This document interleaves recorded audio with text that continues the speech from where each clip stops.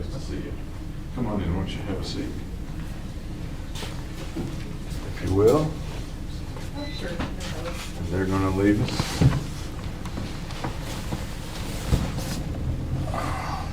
Got you some juice. It says you like juice better than water, so I didn't get your water. Okay. Well, let me give you the explanation first, if I may. As I think you know, I'm a psychiatrist. I was appointed by the judge to evaluate you. My purpose is very, very similar to that of Dr. Metzner. Do you remember Dr. Metzner? Yeah. Okay. He met with you here, I think, Yes. about a year ago. My purpose is not to get involved in your legal strategy or anything like that. I work for the judge, but the results of my work, and it probably will be a report, those results, the report will go to the judge and the defense, your lawyers, and the prosecution. Any of them can call me as a witness if they want to, things like that. Let's see what else I can do here. I have here, I'm gonna fill it out, a little form that basically says that I've told you who I am and who I work for, things like that.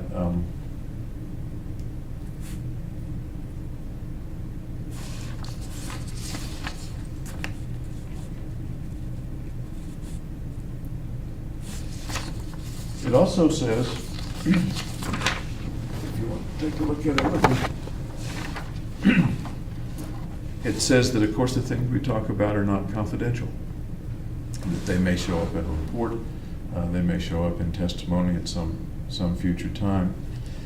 We're videotaping all the interviews you and I will have. And I want to be sure that you know that, and you recognize the camera back there. Several reasons for videotaping. One is to save me from having to take lots of notes. I'd rather listen to you than take notes. Another reason is to make sure that what I see in here is accurately gotten down.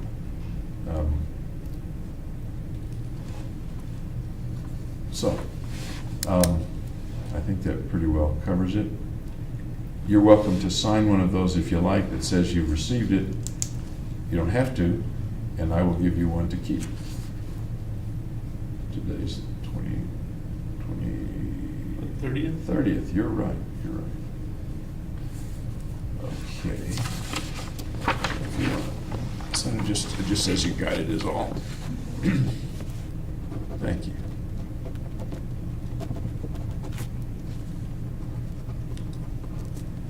Excuse me. Great. Now why don't you keep the one you have in your hand? Okay. It just says the same thing. I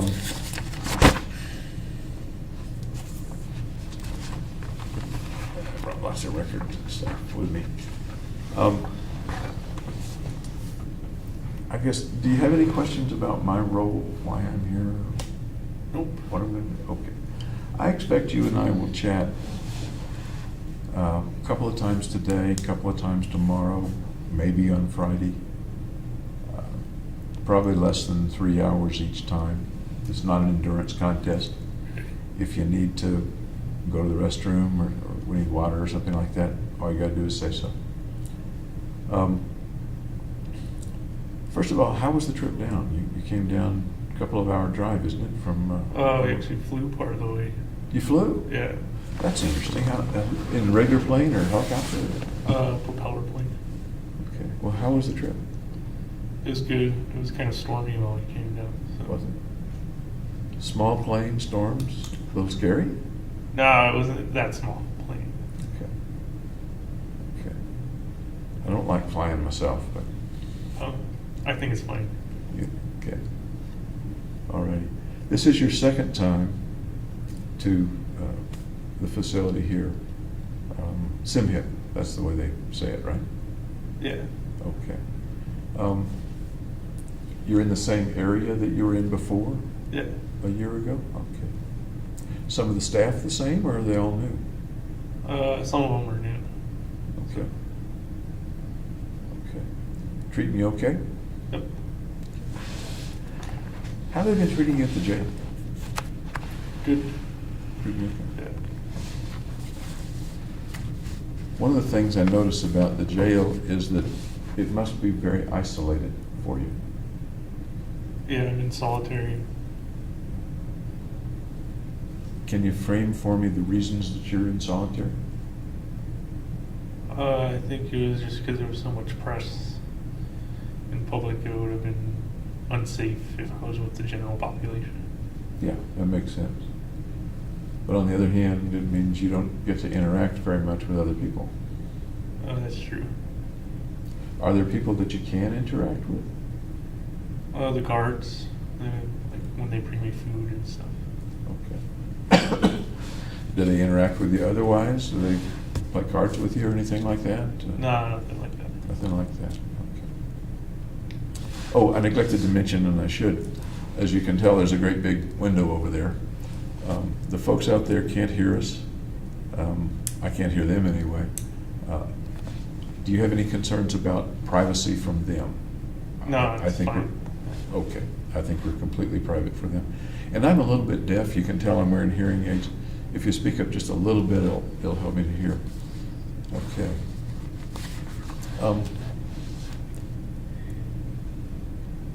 We've got lots of time to talk, and we don't have to cover everything certainly in one day. Can you give me an idea of how you're doing now? Just keep into a routine. To a routine of, Exercise, reading, sleeping. okay. Are you getting a bit of exercise? Yeah. Okay.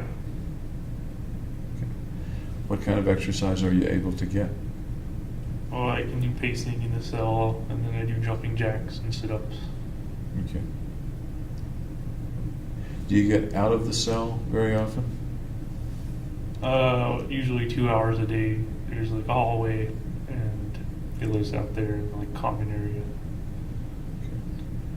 And when you do that, you're still by yourself, except for security? Yes. Okay. How about yard time? They do have a yard, but I don't like it. It's kind of like a enclosed box. There's no grass or anything. Yeah, it looked kind of stark. Yeah, it's sparse. Okay. As I talk with you, I notice that your pupils are a bit enlarged. Is that normal for you? They've been enlarged ever since I was in jail. Okay.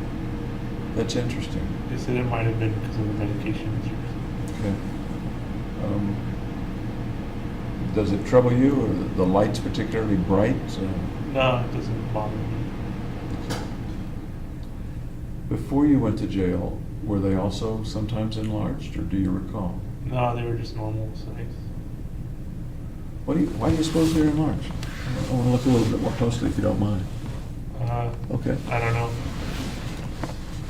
I don't either. Yep. Okay.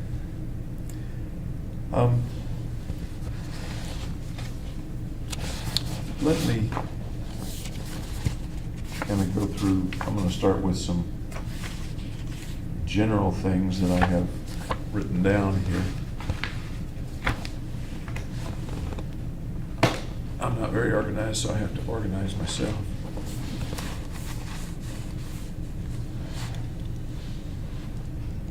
Did they tell you that you were coming Yes. here? Okay. How much notice did they give you? Well, so the exact time, it was like last Friday.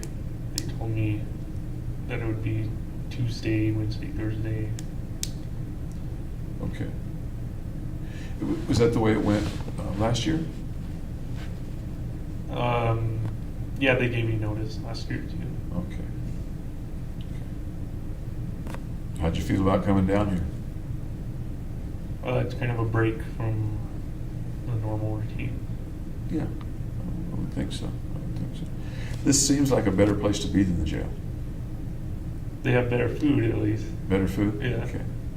I haven't seen your room. Maybe you can show it to me a little later, but is the room nicer than the cell? The cell's actually bigger because it's in medical and they can house 2 people per room. But since I'm solitary, I get the whole room to myself. So the cell's actually bigger. Interesting. Interesting. Okay. I guess the first thing I'd like to do is get to know you a little bit better. You and I've only met very briefly in Aurora a week or 2 ago. What's the first thing I need to know about James Holmes? Could you be more specific? I'm a psychiatrist. I'm never specific. Oh. It's these open-ended questions, isn't it? What do you think people or shrinks should know about James Holmes to start off with? That I'm kind of shy, I guess. Okay. Kind of a shy fella. Yep. What do you mean by shy? I don't like to talk a lot.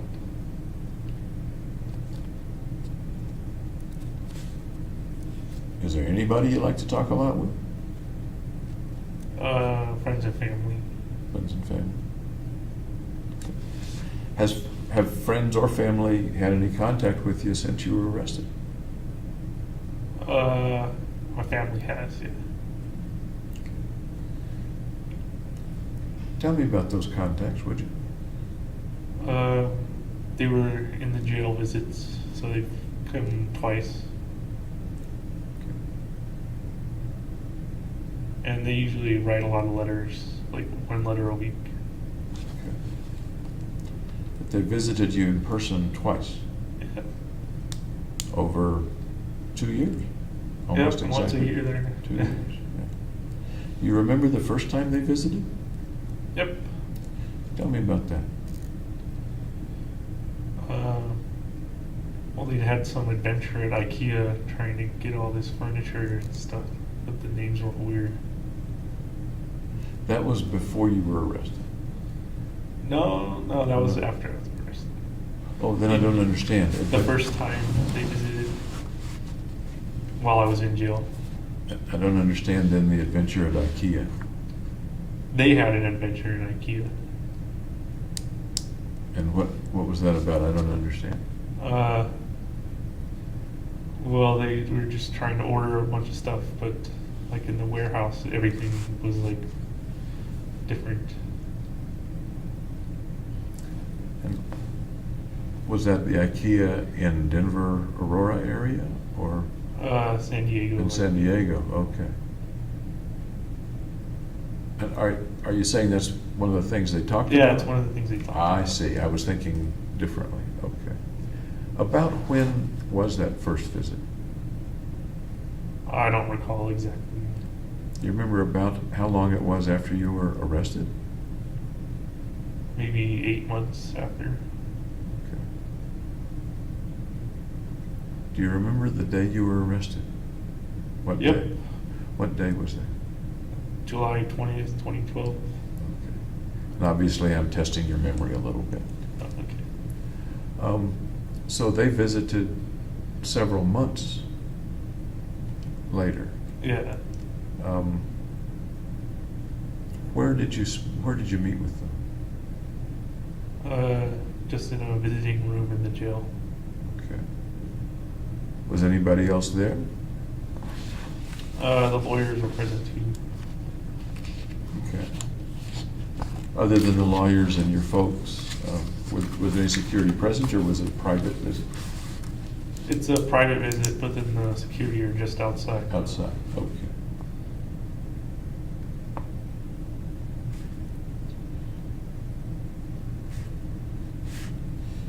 Okay, I'm just going to jot something down here.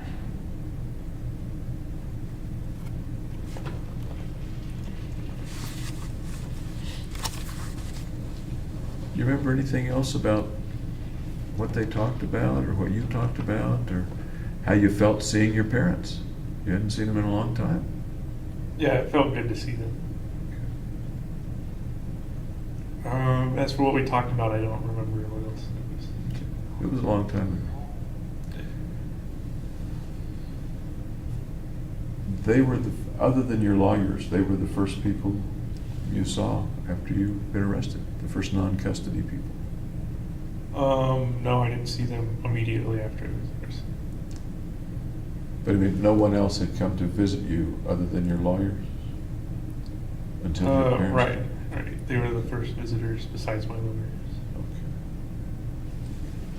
Okay. You were glad to see them. Yeah. Kind of an emotional time? Yeah. I would think so. They glad to see you too? Yep. Emotional for them? Yeah. How did they show the emotion? Do you remember? Did sometimes moms break down a bit? My lawyer said she broke down when she was leaving, but she held up pretty good while Okay. the visit was going on. Okay. How about you? Did you get a tear in your eye? Nope. Do you ever get tears in your eye? Yeah. Sometimes. What brings tears to your eyes sometimes? Just regrets. Regret. Can you tell me a little more? Usually it's before I go to sleep. Regrets about? About the shooting. And usually before you go to sleep? Yep. Do you sometimes have trouble sleeping? Sometimes trouble getting to sleep. Okay. Because of? I think it's just because I'm sedentary most of the time, so it's Okay. hard to get to sleep. Okay. I certainly want to talk with you about the thoughts about the shooting and what occurred and stuff like that. But I'd like to hear a little more about you before we get into all that. We've got plenty of time. Okay. Your parents visited a second time. When was that?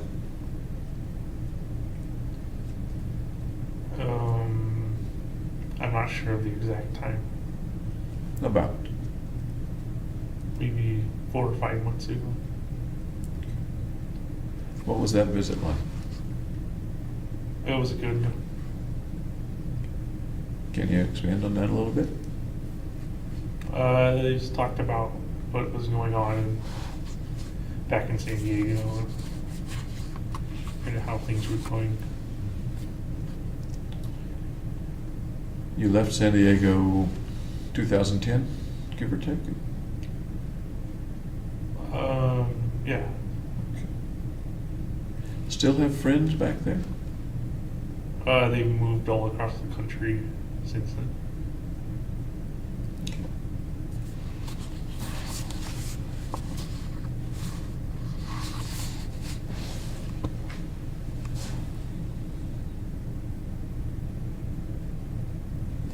You moved out to Colorado to go to school. Yep. Why'd you pick Colorado?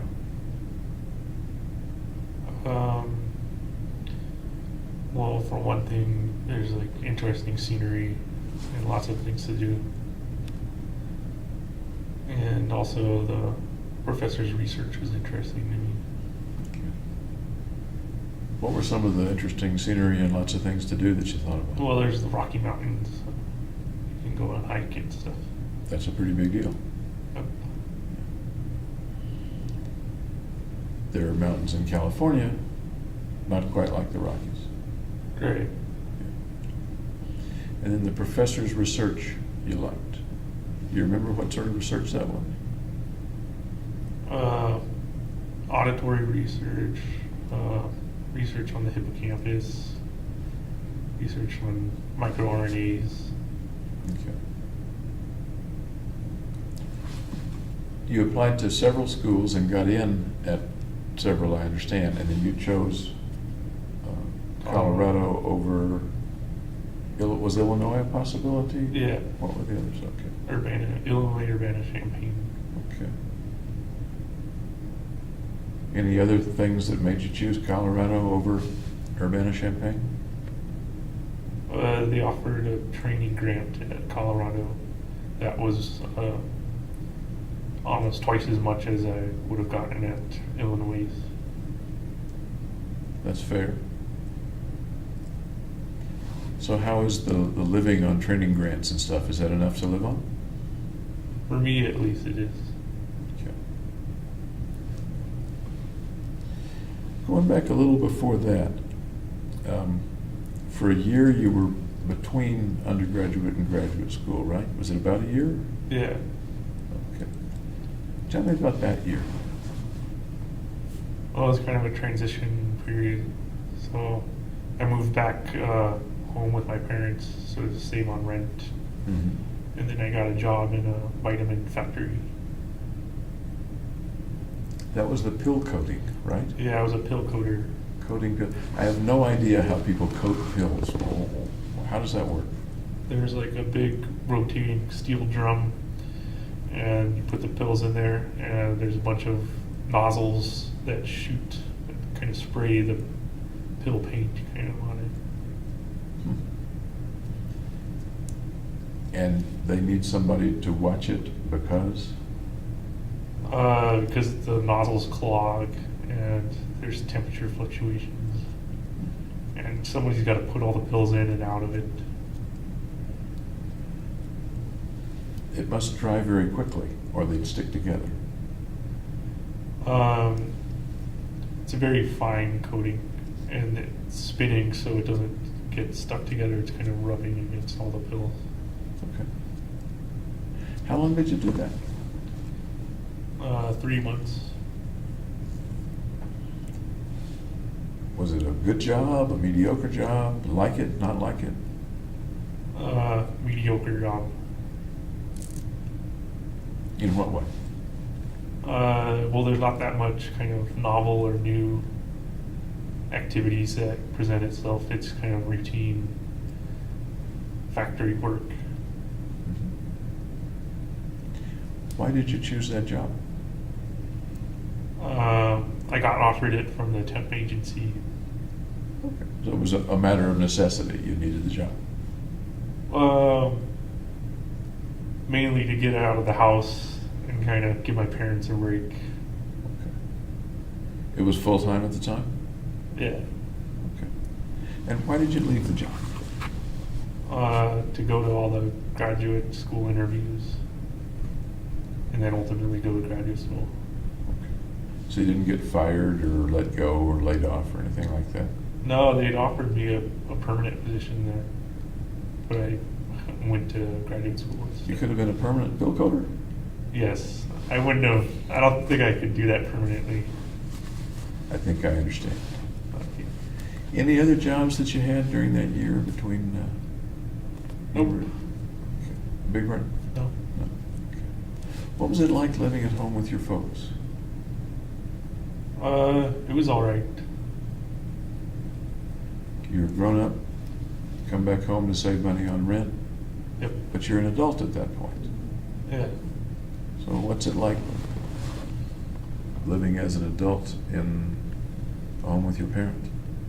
I like living independently in the apartment better. There's kind of your own rules instead of house rules. Within the house, what sort of accommodation did you have? Well, I had my own room. So, Same room you had before you went away to college? no, because my sister took over that room. Okay. Because she liked that room better than her room. So I got my sister's old room. Okay. Sounds like it was in the main house and not a separate apartment in the basement or over the garage. No, it's in the main house. Okay. Not much privacy, I guess. Well, they got their own room, so privacy enough. Before that, you were at Riverside. Yep. Tell me about were you there for 4 years? Yeah. Tell me about Riverside. I've never been on the campus. Well, there's not much of a river there. I don't know why they call it rivers, but it used to be a citrus experiment station, and then it became a university. Experiment station for what? Testing out like oranges. Oh, agricultural stuff. Yeah, agriculture. Okay. And tell me more about your college career there. I don't know very much about it. Well, initially I went to live in the dorms, and that was fun because it was a dorm atmosphere, so you got to meet a bunch of people. Then I moved to on-campus apartments, and all the while I was studying neuroscience for a Bachelor of Neuroscience degree. Did you start out with that major, or did you come into the major? Yeah, I started out with that major. So even before you got to undergraduate college, you were interested in majoring in neuroscience?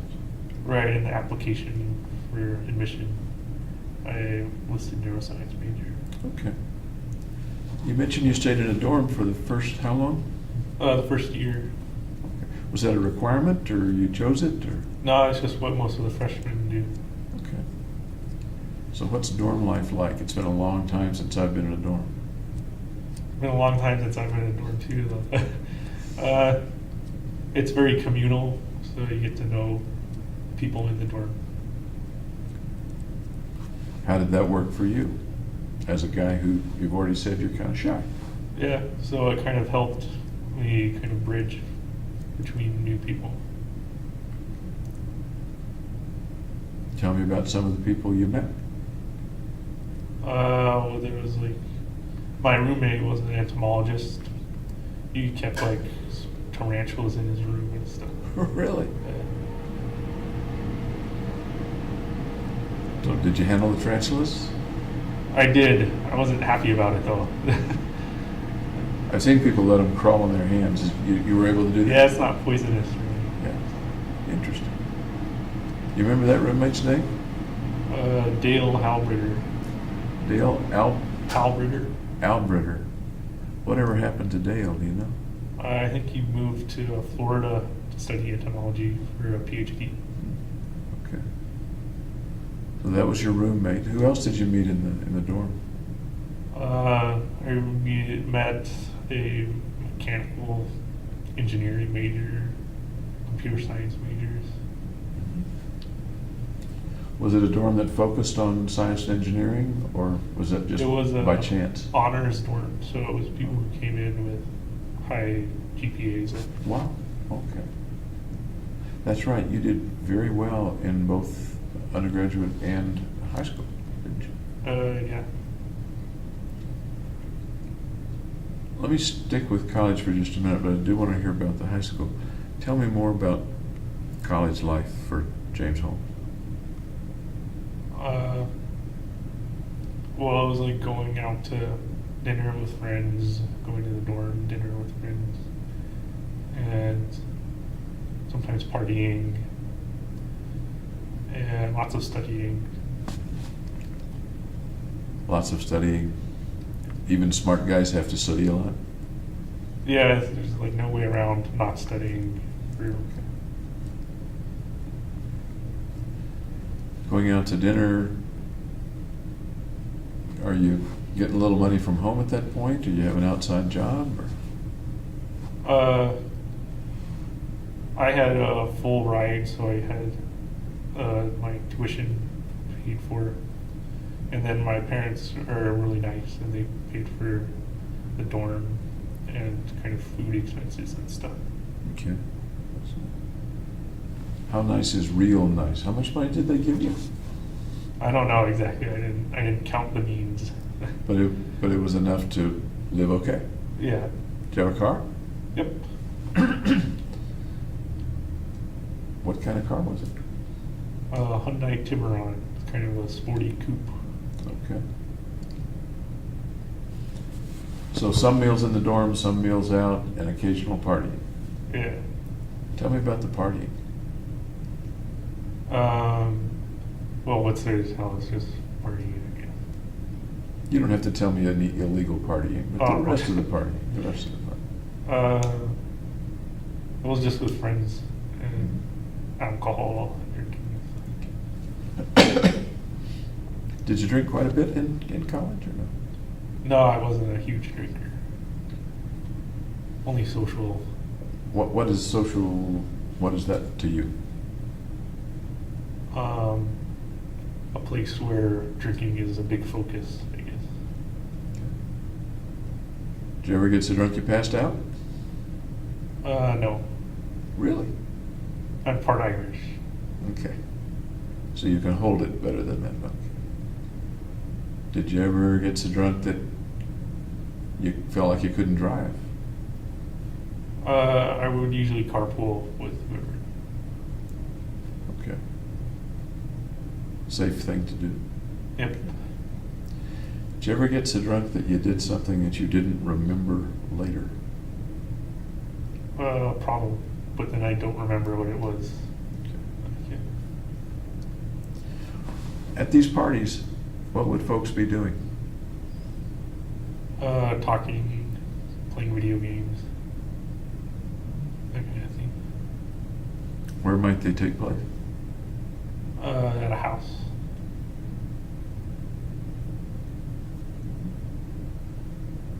Anywhere else? At a bar, on a beach? No, usually house parties or apartment parties. Okay. What kind of folks would go to the parties? Just my friends. So far, you've told me about 2 friends. I'm assuming there were more than 3 people there. Yeah, I have more than 2 friends. Okay. Males, females, Both. both. Okay. How about female friends in college? I didn't have a girlfriend, so I had female friends. So. Okay. Things sometimes get wild at the parties. I wasn't really partying that partying was like once a year type of thing. So Say that again. I'm sorry. partying was like once a year type of thing. Oh, really? So it's not. Once a year partying. Yeah, it wasn't like a everyday partier. I'm not sure that's going to be good for Riverside's reputation as a party school if Oh. the parties only happen once a year. Well, for me, Okay. since I was in the honors program and everything. Okay. Did you have any difficulties that you remember in college, those undergraduate years? No, it's pretty smooth sailing. Academic difficulties, social difficulties, work difficulties, ceiling fell in on your head. Any difficulties you can think of? No, it was pretty straightforward. How far was your accommodation at Riverside from your home in San Diego? I think it's an hour and a half at the speed I drive. Okay. Which is Fast. fast. You drive pretty fast. Yeah. Okay. Okay. See, I don't exactly know the Southern California geography. Riverside's kind of inland of LA, Okay. so the kind of logistical hub. Okay. So beach party probably out of the question. You'd have to drive a lot a ways. How often did you go back and forth to the home in San Diego? Not very often, maybe once every 3 or 4 months. Okay. Did your folks ever come up to Riverside? Yeah, they checked it out. They took the tour, the initial tour, I think, too. How did they feel about you going away to college? I guess they were proud. Proud? Yeah. Okay. Okay. You're the older of your siblings, right? Yeah, I have a younger sister by about 5 years. Okay. And I'll ask you a little bit about the family in a few minutes too. Okay. Now let's go to high school. What was high school like? It was good. Tell me about it. Public school, private school, magnet school, charter school? Public school, it was like newly constructed. We were the first full graduating class. Ah. Okay. What kinds of things did you enjoy and not enjoy in high school?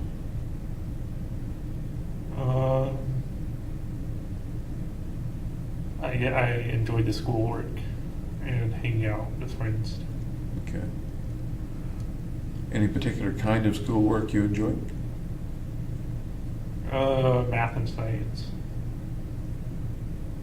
and history. Any particular kind of science? Biology. Okay. I don't like physics very much. Okay. Biology and math. What level of math did you get to in high school? I'm curious. Like introductory calculus. Okay. You had no trouble with that in high school, obviously. Right. No, I passed and everything. Sounds like you did more than pass. I've seen your grades. You were like summa cum laude or something like that. You had Oh, they don't have that for like high a- school. Like a 3.9 or something. You remember what your For high school, I had a 4.0, 4.0? Holy cow! and then college, I had 3.949 or something. Wow. There's an interesting thing about that high school grade that I noticed in the records. And as you might imagine, I've looked at a number of records, and there are a lot of records I haven't seen yet. You had a 4.0 average, and yet you were like 80th in your class. How does that come about? That 4.0 sounds to me like you're The top, yeah. tied for number one or something. Advanced placement classes, which are based on a 5.0 scale. So if you get an A in there, you go above the 4.0. I see. Were you in a lot of AP classes? Yeah, I took AP Computer Science, AP History, AP Calculus. You mentioned history twice. What kind of history did you like? I liked European civilizations better than U.S. history, I thought. Really? Yeah. Any particular portion of European civilization? It's been a while, but I guess like the monarchy of Louis XIV and everything. Any particular reason you can think of that you liked European better than U.S.? I think it was because it was more general and it wasn't like super specific compared to U.S. history, because there's not as much U.S. history. That's true. We've only been around, at least the Caucasian portion has only been around for a little less than 300 years. And In high school, social life? yeah, we'd go out with my friends and do stuff. When you say go out with your friends, what friends, how many, where'd you go? I'm a curious person. My friends were in high school, and I made my friends in middle school, I guess. And they continued on into high school with me. Okay, so they traveled with you to the high school? Yeah. Okay. Males, females, mixture? Mostly males. Okay. What'd you guys like to do? Play video games. Any particular video games you liked? StarCraft. I'm trying to think what the video games were at that time. I don't remember specifically what it was about. It's a real-time strategy. Okay. Athletics of interest to you? Were they? Yeah, I was in cross country and I played JV soccer. Okay. Cross country and soccer. Tell me about cross country. It was a lot of running. And it's usually like 100 people are in like one race or whatever. So although you're out there running away from a stadium, etc., there are lots of people in the race. Yeah. Where would you be in that group at the end of the race? Probably like 30th out of 100 or something. Okay. So you held your own, it sounds like. Yep. Okay. Any other areas of track that you ran or that you did? I did the 800 when I was in middle school on a track team. Okay. Pretty good at it? Like third or fourth, usually. Okay. Certainly held your own. Okay. Tell me about soccer. Oh, I played soccer since I was like in elementary school. Oh, and I always played defense. Okay. Defense in JV in high school. Yep. So there would be games with other schools. Yeah. And what position did you play defense? Either I could play any defense, right back, sweeper, stopper, left back. Did you continue either running or playing soccer into college? I played intramural soccer in college. College, okay. The whole 4 years? No, just 1 year. Okay. Was it an active team? Yep, we play other intramural teams. Okay. And still defense? Yep. Okay.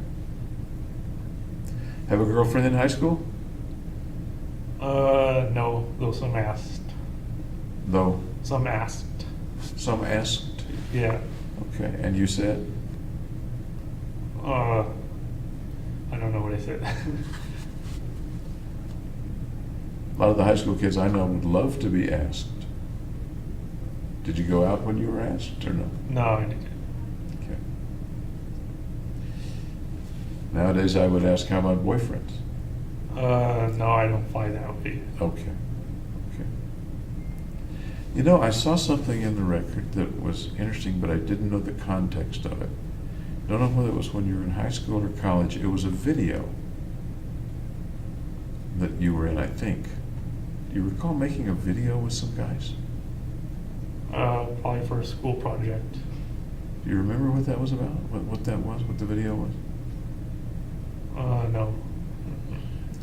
I'm remembering one in which it looks like the characters were playing war roles, or army roles. It You was remember on All Quiet on the Western Front by Hemingway. Ah, tell me what that was, because I couldn't figure it out from the video. It was just a scene, I think, from the book. Okay. Do you think it was for school? Yeah, it was for school. So, tell me about the project. It sounds interesting.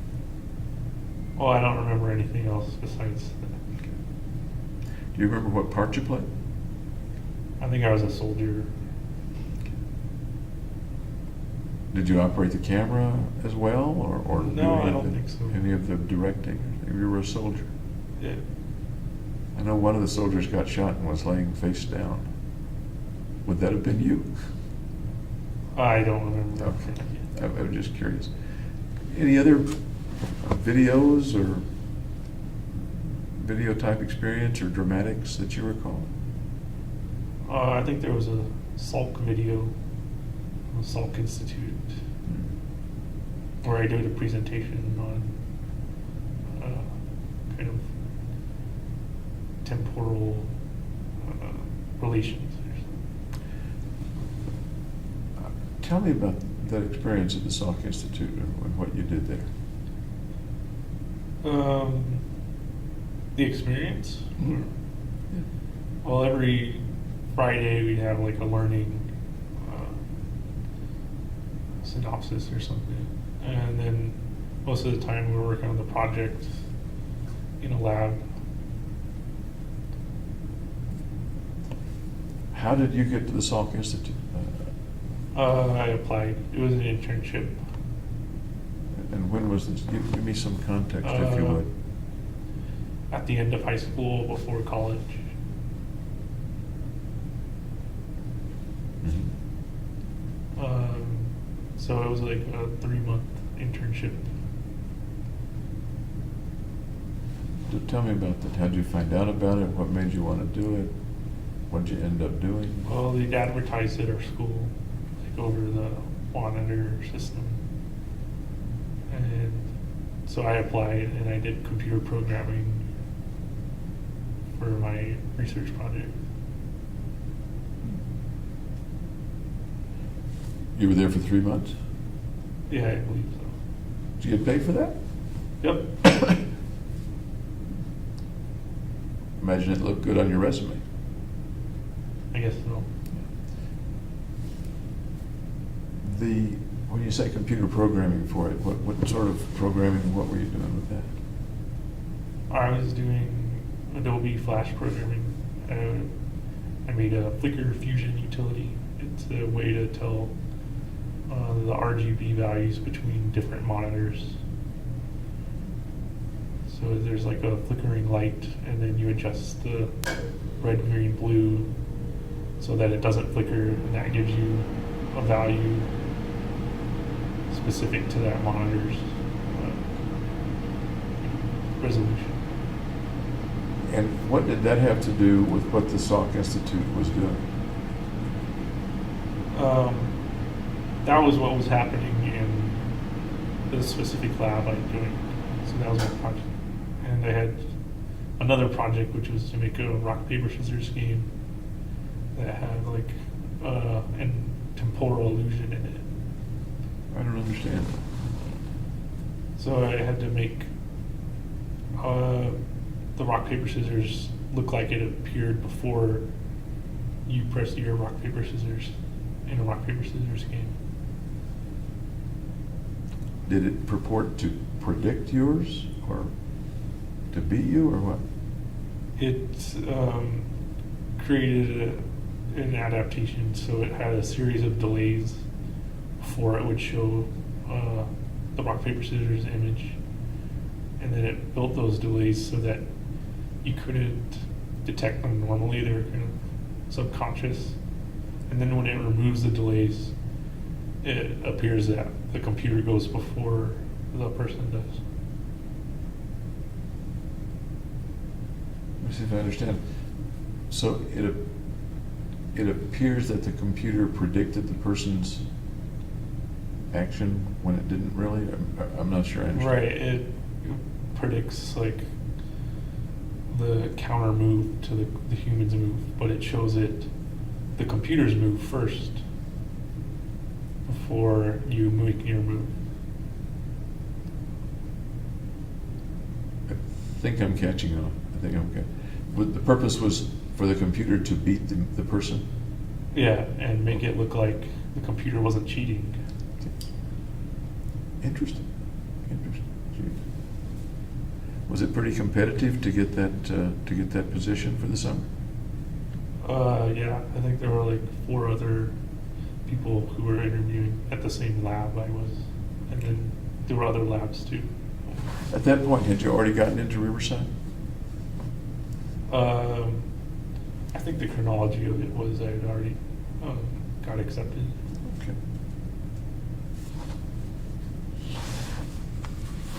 What was the house like in San Diego?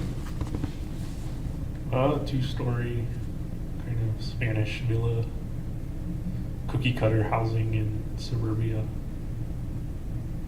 We had a pool in the back. And you stayed in the same house the whole time that you lived in San Diego with your family? Well, initially we lived in San Diego in a different house. We moved up north and then moved back down to San Diego. So we lived in a different house. You moved back down for middle school, I understand it. Yeah, at the end of 6th grade. Okay. And then you stayed in that house for the duration? Right. Okay. And that house was the 2-story span? Yeah. The people in the house were My family. your family? Tell me about the family. Mom, dad, and I understand one sister. Well, my mom's a nurse. I think she does more administrative work than kind of the hands-on nurse stuff. My dad's retired. He used to work in statistical kind of analysis, doing like the ASVAB testing kind of thing. And then he went on to work in Fair Isaac, which works on countering credit card fraud, predicting models. And what was the name? You said Fair Isaac, Fair Isaac. Okay. yeah, That's the name of the company. company. Okay. Okay. So both mom and dad were working when you were living there in middle school and high school? Yep. Okay. Sister was going to school? Yeah. Okay. How would you describe the family? Typical suburban family. And what's that for you, for Southern California? I've never lived in Southern California. Oh, I don't know how to describe it. Pick some adjectives. Happy family. Yes, well-rounded. Well-rounded. In the sense of what? I don't know. I don't either. I've been trying to read minds for years and I've never been able to, so you kind of got to help me. I just get well-rounded in general. Is warm a word you'd use to describe the family? Yeah, Or loving that- too. I'm sorry? Loving. Loving. How did folks in the family show warm and loving? Just talking to each other.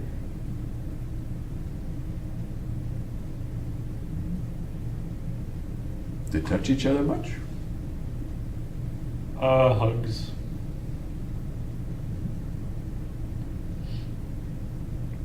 And how about you? Were you one of the warm, loving folks too? Yep. Was that a bit different from what you describe as a little shyness in other places? I wasn't really shy around my own family. Okay. Would you be a hugger too with the family? Yep. Okay. Excuse me.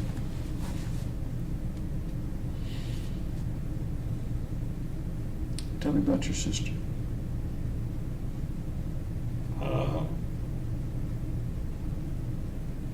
Well, she's really into making music, writing songs, playing on the guitar.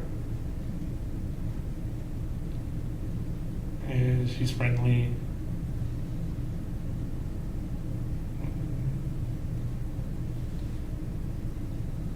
Adventurous, I guess. Adventures.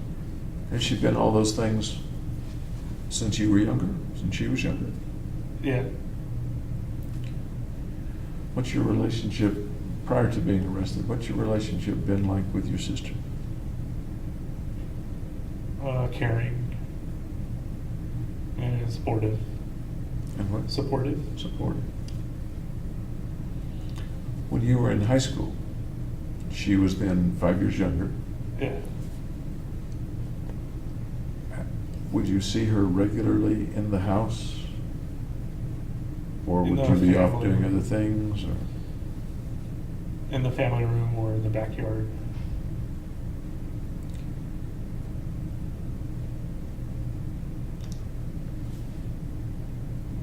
Almost a kid sister, not quite. Did she get in the way of some of the things you and your friends wanted to do? Was she a pest or no? Sometimes when I was younger, she was kind of a little intrusive, wanted to do exactly what I was doing, that kind of thing. She must have looked up to you. Yeah. Okay. What did she think of her big brother? Well, you'd have to ask her. Yeah, you know what did she think of her big brother? I don't know. You can speculate.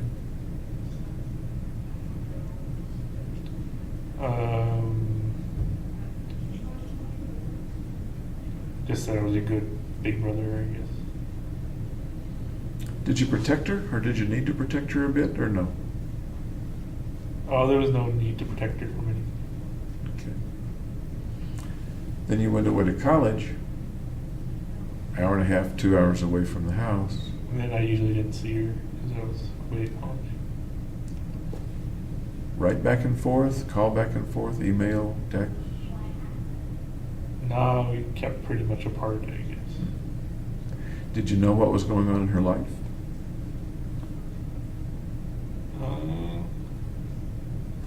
Not that much, no.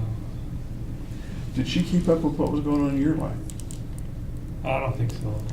Send you emails or? No.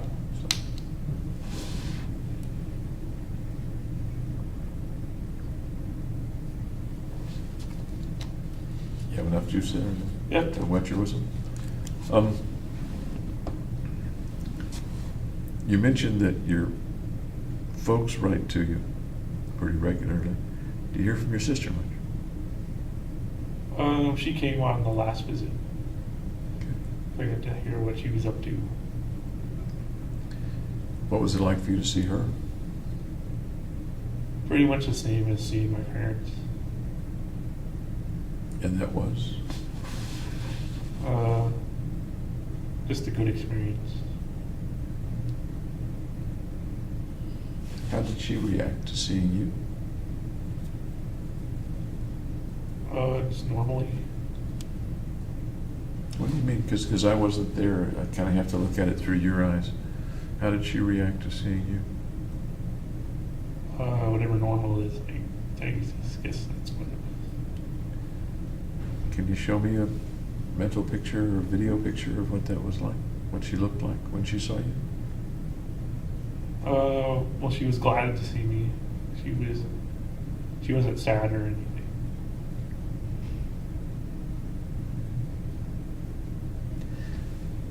Did she or your parents seem concerned about you? My mom seemed concerned.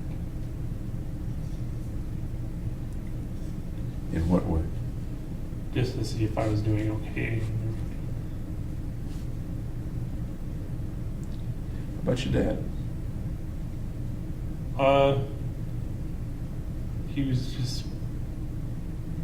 He wasn't like showing the concern at least. Sis? She didn't show any concern either. Do you think they were concerned even though they didn't show it, or do you think they just didn't give it on? I think they were concerned.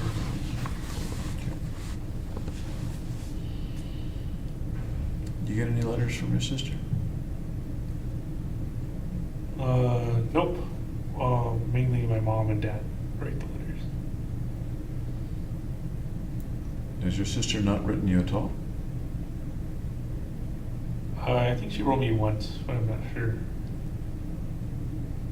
What do you think of that? I guess pretty much we're living different lives.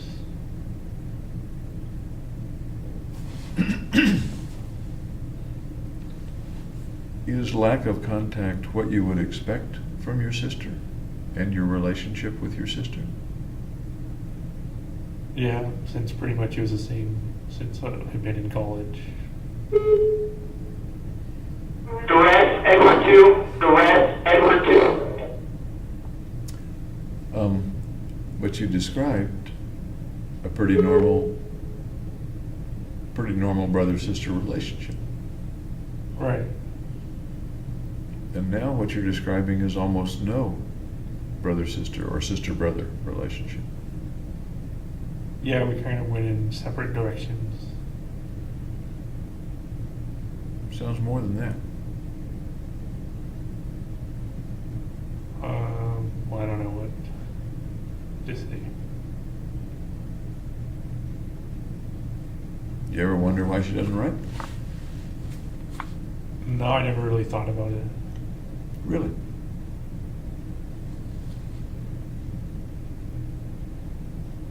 You love your sister? Yep. You believe she loves you? Yeah. I'm still curious about why she doesn't write. I don't know. You'd have to ask her why she doesn't write. Do you know where she is? I think she's still living in San Diego. I think she's got her own apartment now. Do you know if she's married? I know she's not married. She's not married. No kids? Or do you know one or the other? No, she doesn't have any kids. Okay. Do you know where she's living in San Diego? I don't know the exact address. How do you know she's still in San Diego? Because of the recent visit that she was at with my parents.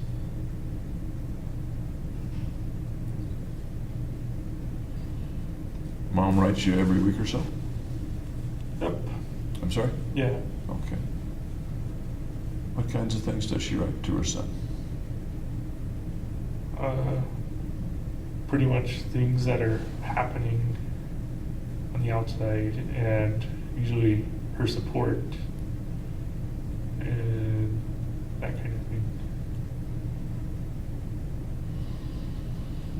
Does she tell you much about about your sister? Yeah, she would say like my sister was working at a sub sandwich place. The letters usually come from Mom? From both Mom and Dad? My dad usually writes once a month. He doesn't write as often. What do He you usually think? writes a big letter. Yeah.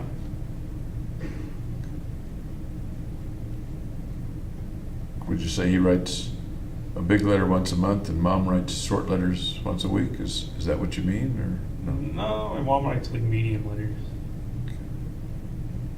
What do you make of the fact that Dad doesn't write as much? I think that's kind of his personality. Is that he's kind of distinct.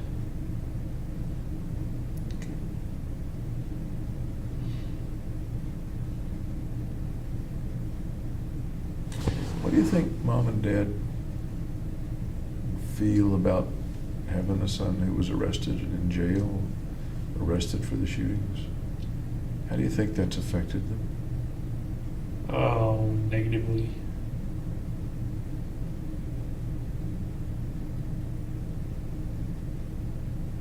Can you expand on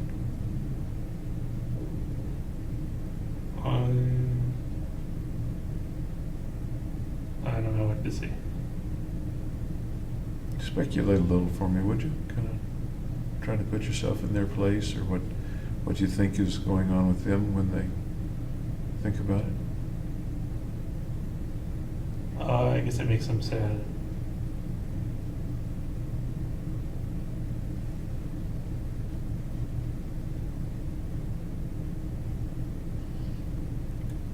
Do you know how they first found out about the shooting? They were called on the night of the shooting. Do you have any idea how they reacted? They contacted lawyers to try and get a lawyer for me. How about their reacting inside? How do you suppose they reacted? That they were troubled by it. That's a kind of a vague word. Can you be more specific about what you think they might have felt inside? Grief, maybe.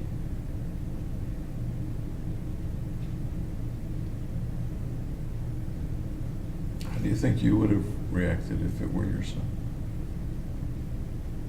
I want to help them as soon as possible.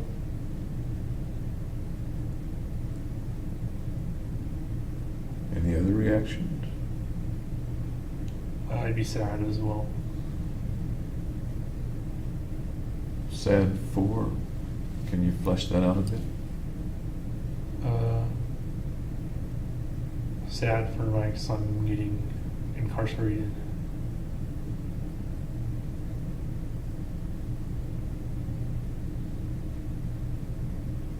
Flesh it out a little more. Would you?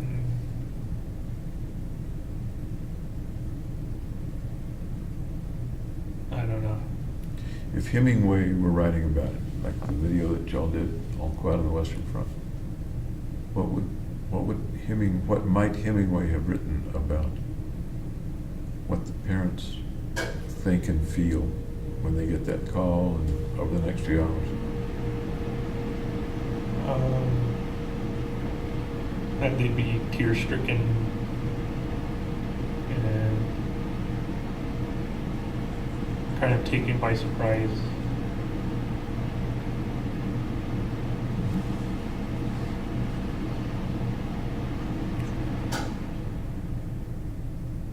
Okay. Going back to childhood a little bit more. You came back to San Diego in middle school. Tell me where you were up north. What was the A community? place called Salinas. In Salinas, okay. That's north and toward the coast? No, it's over the coast range from the coast, isn't it? Or am I wrong? It's near the coast. Okay. Well, what was Salinas like? It was pretty agricultural. Like we grew lots of strawberries and artichokes. And it was a big canyon behind my house. Hmm. Yep.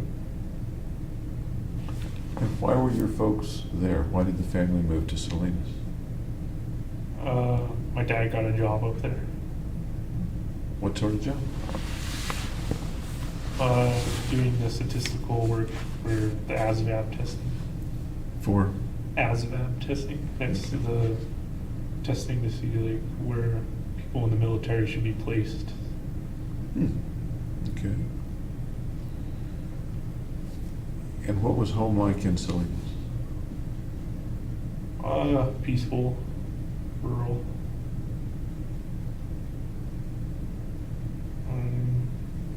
Active. It was pretty active there. Show me the video. Show me the video in my mind so I can see. Well, I played capture the flag in the canyon with my friends. And played basketball and flag football, that kind of thing.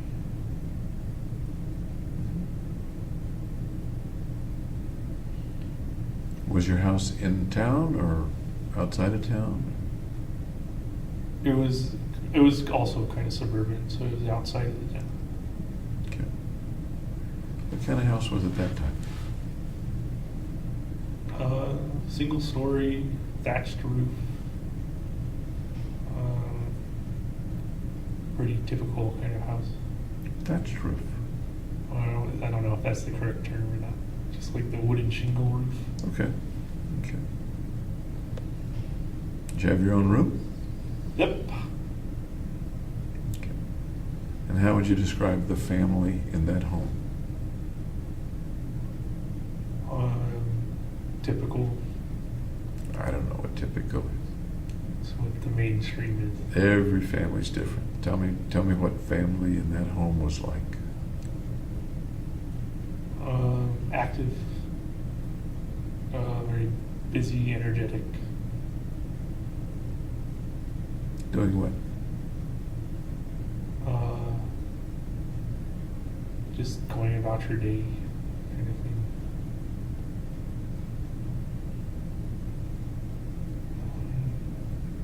But I don't know what the day was to go about. You're the one that's picturing it in your mind, and I can't see the picture. Right, I can't transfer pictures in my mind. Try. Tell me what you're seeing in your mind. Just making pizzas.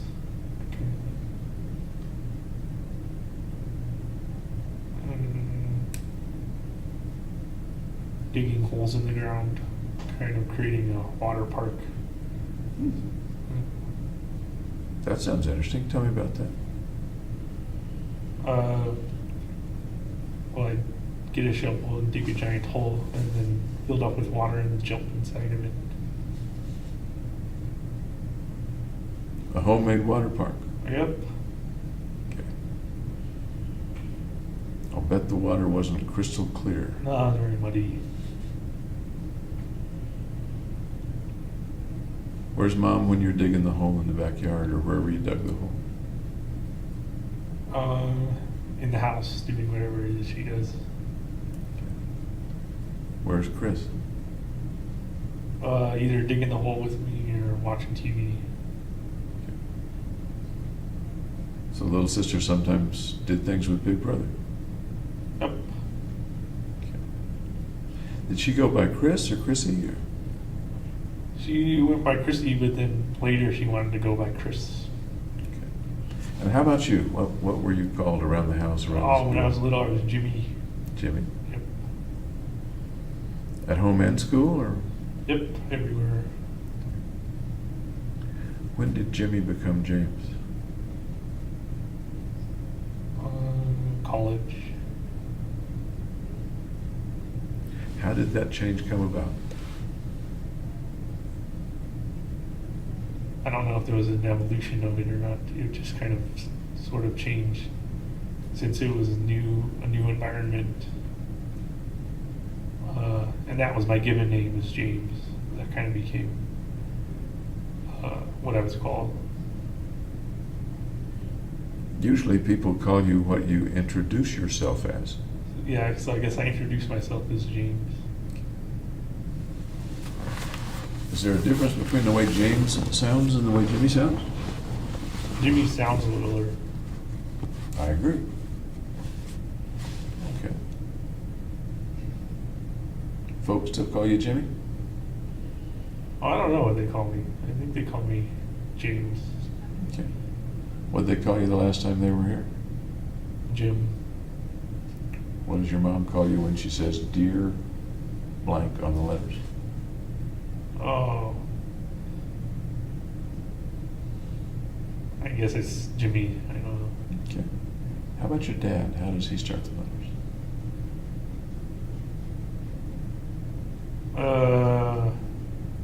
I think it's Jimmy as well. Okay.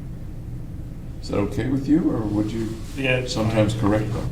No, I wouldn't. Okay.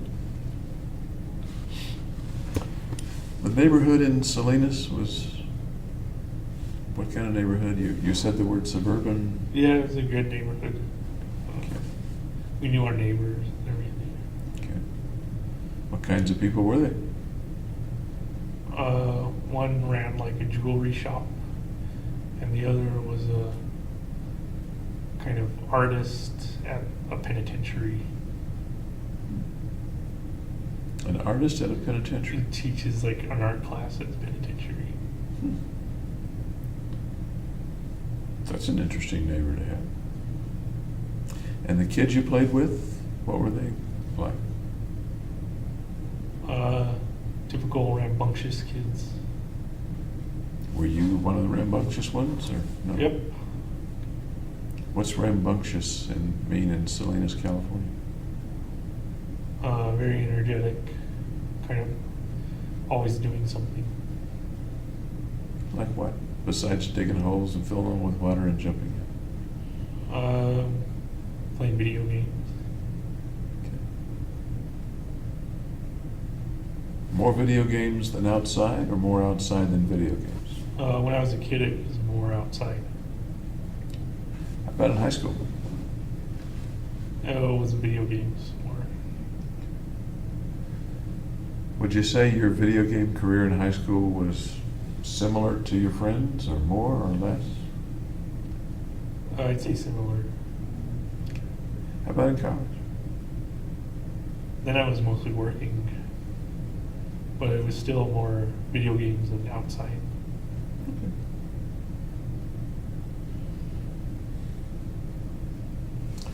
Did there come a time when your relationship with your mom changed as you grew up? Changed significantly? No, I think we've always been close. Okay. How about with your father? Did there come a time when that relationship changed in any particular significant way over those years?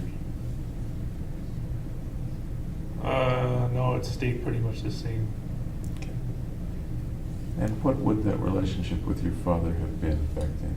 What are the adjectives you'd use to describe it? Well, he was my soccer coach for a number of years. And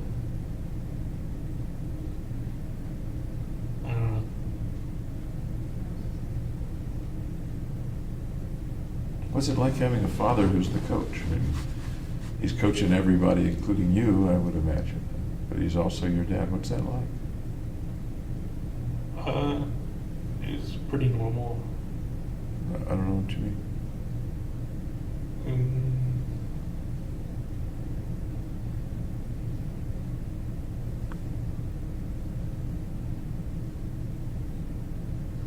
Well, I don't know, he's just kind of a dad and a coach. Was he fair? Yeah. Did he favor you over the other kids? No, he was fair. Did he disfavor you over the other kids, just to be fair? No, not really. Okay.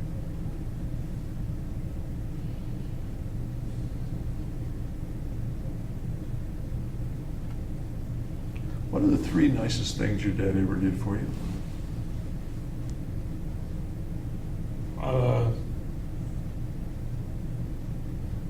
Well, he paid for most of my car payment. I paid $1,000. He paid like $7,000. So,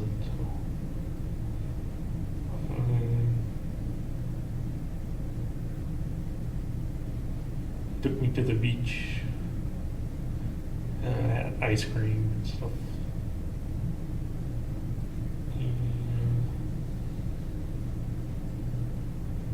He helped me move. Helped you move to college? Yeah. Okay. Car payment, taking you to the beach, and helping you move. I gotta pick one now. How about taking you to the beach? What was that like going to the beach with your dad? It was good. We got to spend family time together. How old are you in that picture? Still called Jimmy, so maybe elementary school. When was the last time you can remember going to the beach with dad or with family? Years ago. Years. What was the last family thing you remember doing with family? Christmas in Arizona with my uncle and family. And about how old were you then? 23. Tell me about that Christmas trip. Well, there wasn't any snow in Arizona. Darn. But we just drove up together and spent the Christmas together. Would that have been when you were staying with your folks, or was that after you came That was once I came to Colorado. to Colorado? So you went back home for Christmas, Yeah. or back to San Diego for Christmas, and then to Arizona to spend it with your uncle, and who all was with your uncle's family? It was only him. Just your uncle? Yeah. Your mother's brother? Yes. Was he sick at that time? He had like a rare cancer in his eye or something. He had to go to UCLA for treatment. I'm aware that one of her brothers, and maybe her only brother, passed away. She has 2 brothers, but yeah, that was the brother. He got cancer in his liver and then he passed away. Okay, so that was the brother who died. Yeah. Okay. Nobody was living with him in Arizona? An aunt His or cousin? wife was, so my aunt, she had like a brain aneurysm. And she had like some susceptible like, brain aneurysm condition in her family. So was she deceased by that time? Or was Yeah, she was deceased. I see. Did they have kids? Nope. Okay. Do you have any cousins? Yep, I have 2. Okay. Where are they from? Which people? They're from my mother's other brother. And I think they're living in Iowa now. Or Idaho now. I have a genealogy up here. So there would be your Uncle Andy and your Uncle Dexter on your mom's Right. side. Uncle Dexter was the one with cancer. Okay. And on your dad's side, you have Uncle James, who you may have been named after, I suppose, I don't know if they named me after. and Aunt Betty. Okay. And then, tell me again, I'm sorry, I forgot the cousins? Two cousins? Stephanie and Holly. Stephanie and Holly. What are they like, and were you close to them?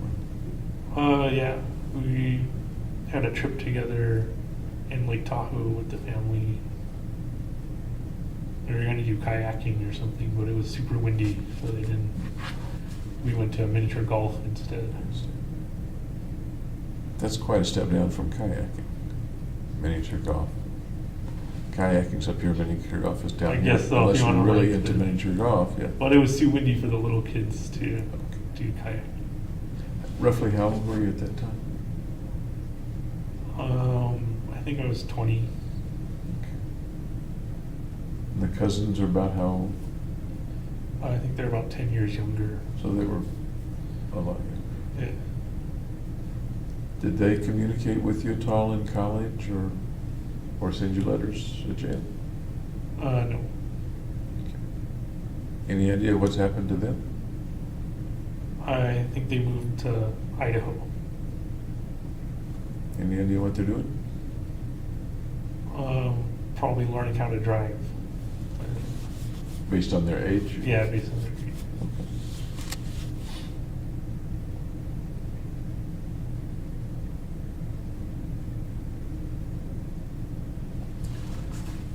Any other family things that you remember?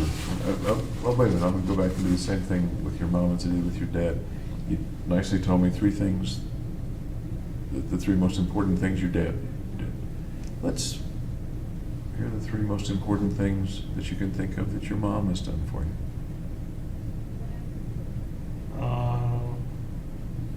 All wrote me letters. Took me to the zoo. During like a Where's Waldo adventure thing.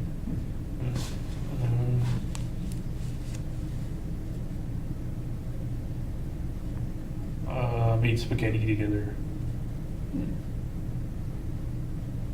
Took you to the zoo, roughly what age? 7 or 8 Okay. And the Where's Waldo adventures would be at the zoo. at the zoo, okay. And making spaghetti together, that's the one I'm gonna pick for you to tell me more about. Okay, well, we were boiling spaghetti, and then she had to test to see if it was al dente, and she threw a piece of spaghetti onto the cabinet, and kind of, she left it there, and then when she took it off, it stripped the paint of the cabinet. Really? Yeah.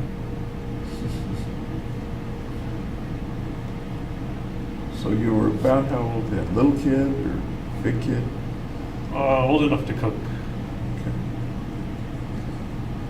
Was she teaching you to make spaghetti, or was she just letting you help her make the spaghetti? A bit of both, I think. Were there other times when she taught you things? Yeah. Like what? I can't remember. Try a little bit. What else did she teach you? Your mom?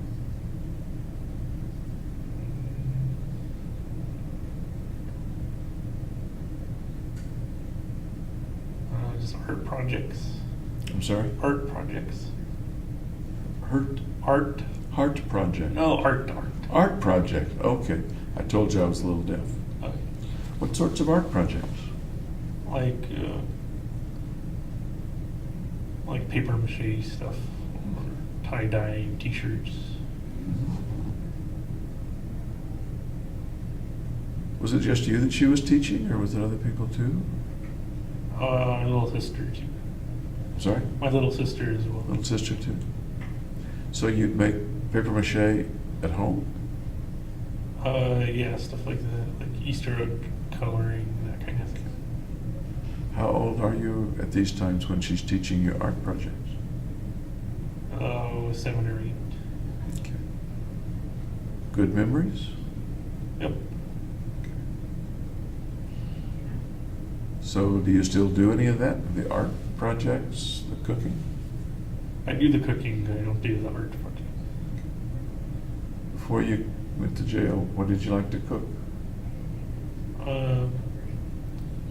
Pizza, rice and chili and chicken. Twice you've mentioned pizza. You're talking about making pizza from scratch? No, not when I was cooking. Initially, we made pizza from scratch for like a school thing to like feed everybody in the class or something. She helped with that. But since then, I do the frozen pizza cooking because it tastes better.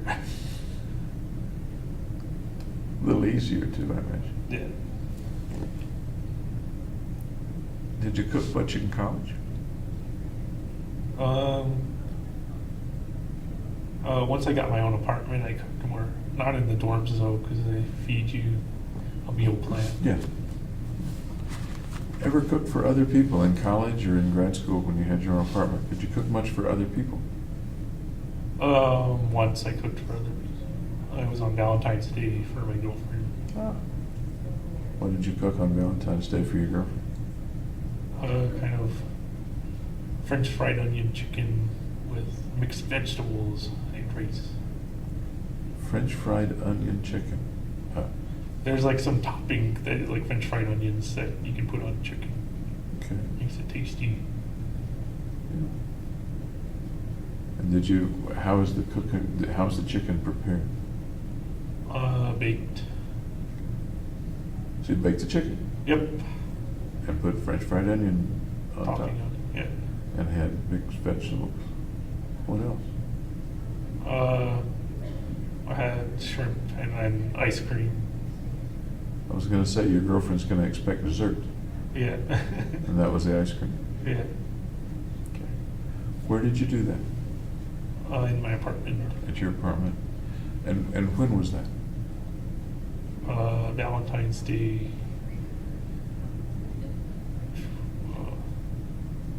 I don't know which year, but whichever year I was in graduate school. It was in grad school, so it was in Colorado. Yeah. And which girlfriend was it? Was that Gargi? Yeah. Okay. Okay. How did that evening turn out? Okay. Good Valentine's Day? Yep. You got to tell me more than just yep for Valentine's Day. Tell me more. Well, I don't usually celebrate Valentine's Day. But you were that time. Yeah. So tell me more about the dinner and the evening with Gargi. Well, I lit candles. The good smelling candles. And then we watched videos on Netflix.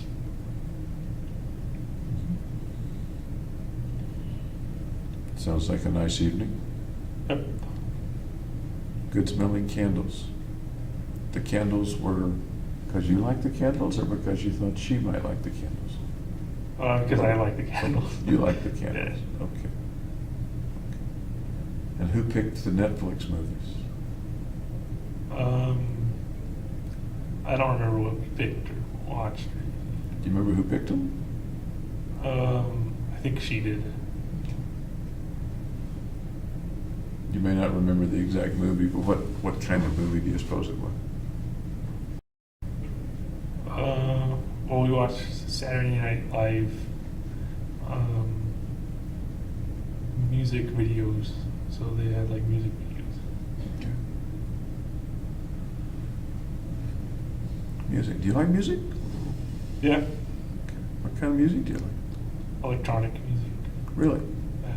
Electronic as in techno or Yeah, electronic techno. as in synths? Techno music. Really? Yeah. I know nothing about techno music. I don't know that much about it. Tell me more about the kind of music that techno is or that you like. It's just got a rhythmic repetition to it. And it's usually a lot of keyboard and kind of electronic sounds. Do you like it with the video, or do you like it just the music I like it just through the music. headphones? Okay. Like it better with headphones, or you like it? Yeah, I usually listen to it privately. Okay, and that was really my question. Thank you. Yeah. If you were by yourself listening to it, would you tend to use phones, or would you tend to use a speaker? Headphones. So when you're doing that, what do you get into? What are those thoughts that you get into when the music is all between your ears, nothing outside that? It kind of helps me focus, so I use it a lot when I was reading academic journals Hmm. to kind of wash out excess sounds. Okay. And when listening to it, bringing the knowledge in through your eyes was okay. It didn't distract you from your reading. No, Okay. Any other kind of music you like? just pop music, stuff that's on the car stereo. Any favorite artists or writers? Katy Perry, I guess. Going back into college, even back to high school, what kind of music did you like, and who were the artists that you liked? Still electronic music. There's an artist like Tiesto. T.S. Tiesto. He's an electronic Can you DJ. spell? Can you spell it? Tiesto. So the name is Tiesto. It's not initials. It's Tiesto. Yes. Yeah. Okay. I'm gonna have to go look that up. Okay. Okay. Okay. Did you enjoy dancing to the techno music, or just listening? No, I'm not a dancer. Not a dancer at all? No, not really. Ever been dancing?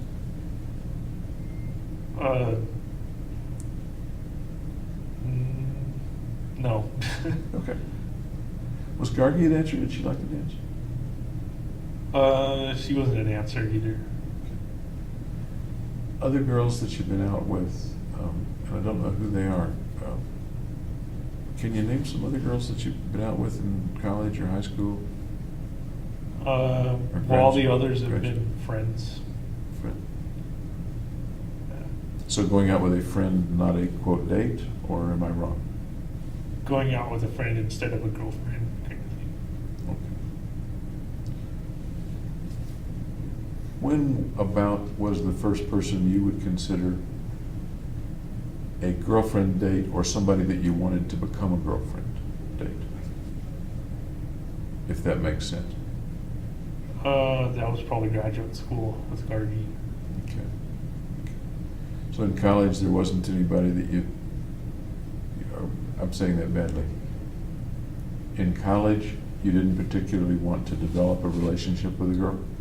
Or am I wrong? did, but she wanted to be friends. Okay, okay, and it takes two, doesn't it? Yes. It does. Tell me about her wanting to be a friend. Tell me about that situation. Well, she just didn't show any romantic interest. Say that again? She didn't show any romantic interest. Okay. When was it? What kind of person was it?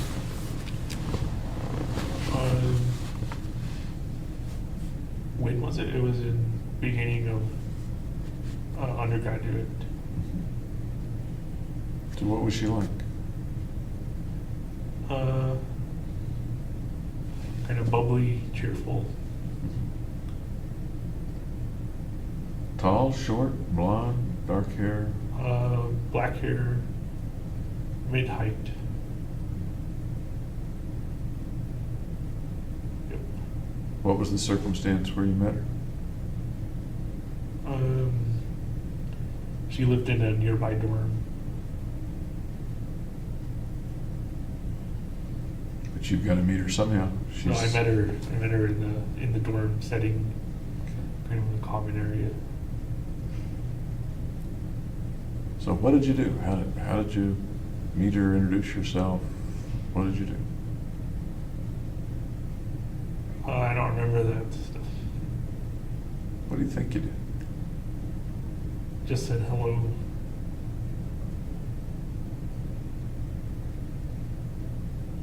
You remember how she reacted? I don't remember. No. But you do remember some things. You do remember that you were, to use your word, romantically interested, and she apparently wasn't, right? Yeah, she was Persian, so I think she had a cultural barrier. Her family wanted her to be with another Persian. How hard did you try? Not very hard. What did you do to try? Just spend time with her. Ask her out? Nope. How about the next romantic interest? Or possibility of romantic interest? That was probably when I was in my summer job as a camp counselor with another camp counselor. And that was Max something camp? Yeah, Camp Max Strauss. Okay. So that was between a couple of the years of your undergraduate? Yeah. Okay. Between freshman, sophomore, junior? Well, I think it was sophomore, junior. Okay. Tell me about that one. Well, we went on a date to the movies, and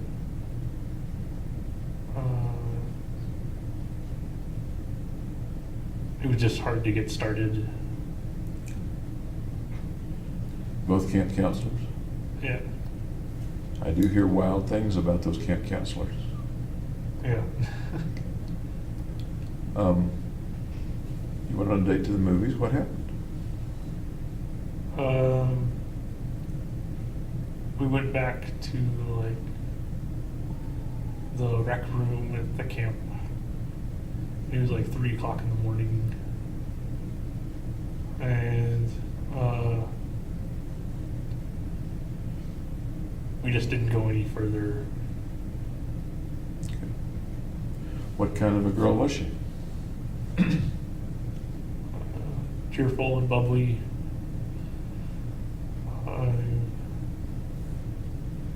Easy to talk to. Nice. And if I were to talk with her, what would she say about what kind of a man or boy you were?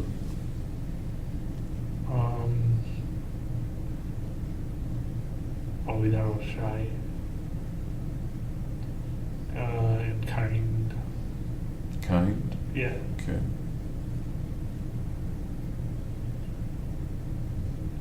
Tell me about kind.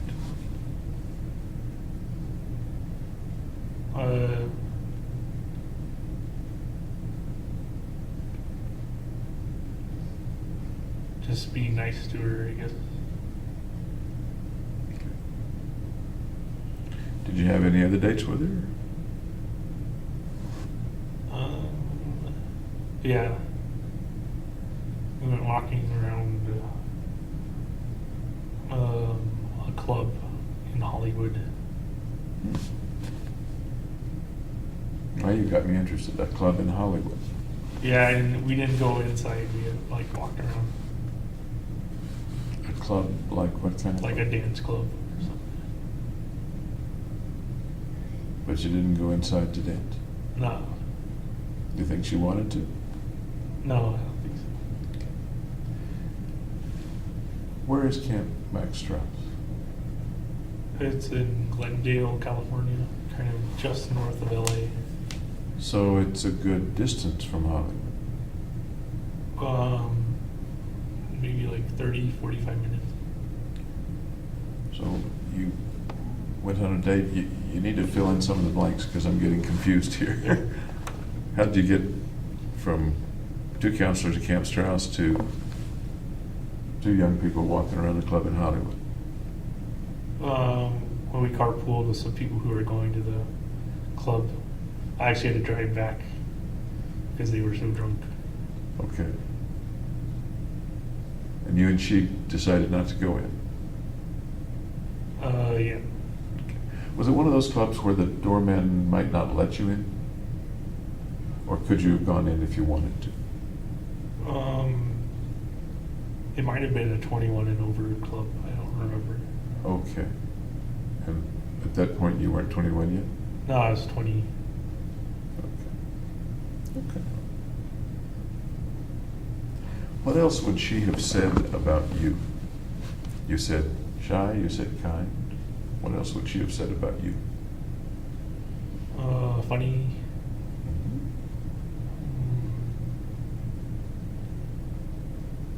Caring. Smart. That's about it. So 5 adjectives Yeah. covers the waterfront Whole with spectrum. James Holmes. Okay. Does it really? Oh, well, you can't sum up a person in 5 adjectives. I agree. So give me some more to work with here. I don't know if more will help, though. Give it a shot.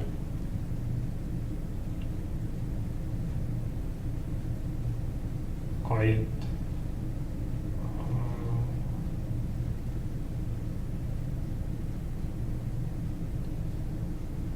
Friendly. I don't know. At Camp Max Strauss, lots of counselors, lots of kids, and lots of social stuff, kind of like one sees at a camp, or not. Yeah, there's a lot of social stuff. Tell me what kind of camp it was. I did get some information about it, but I don't remember. What kind of camp was it? Well, there was horses, there's a pool, there's a rock climbing gym place, a game room, a recreation hall for like music, and then a big field where they can just do free stuff. So it wasn't set way back in the mountains, but it was in the country. Is that accurate?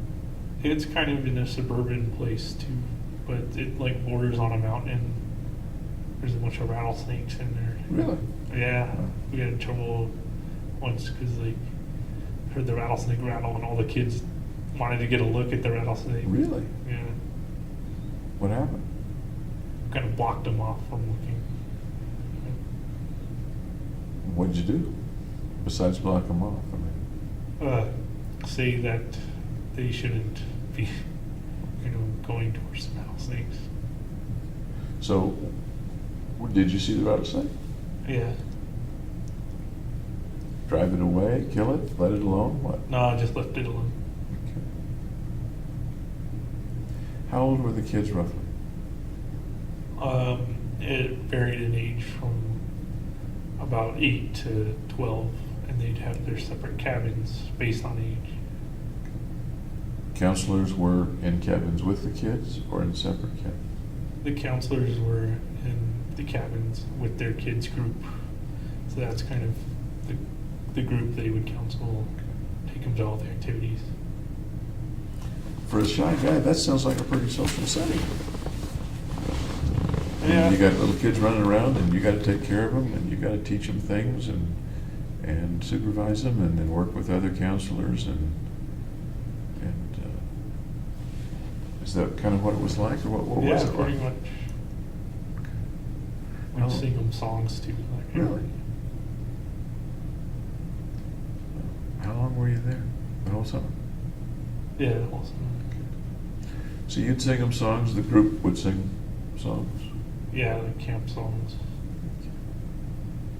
Somebody play a guitar or a piano? No, it wasn't like that. It wasn't like that? What was it like?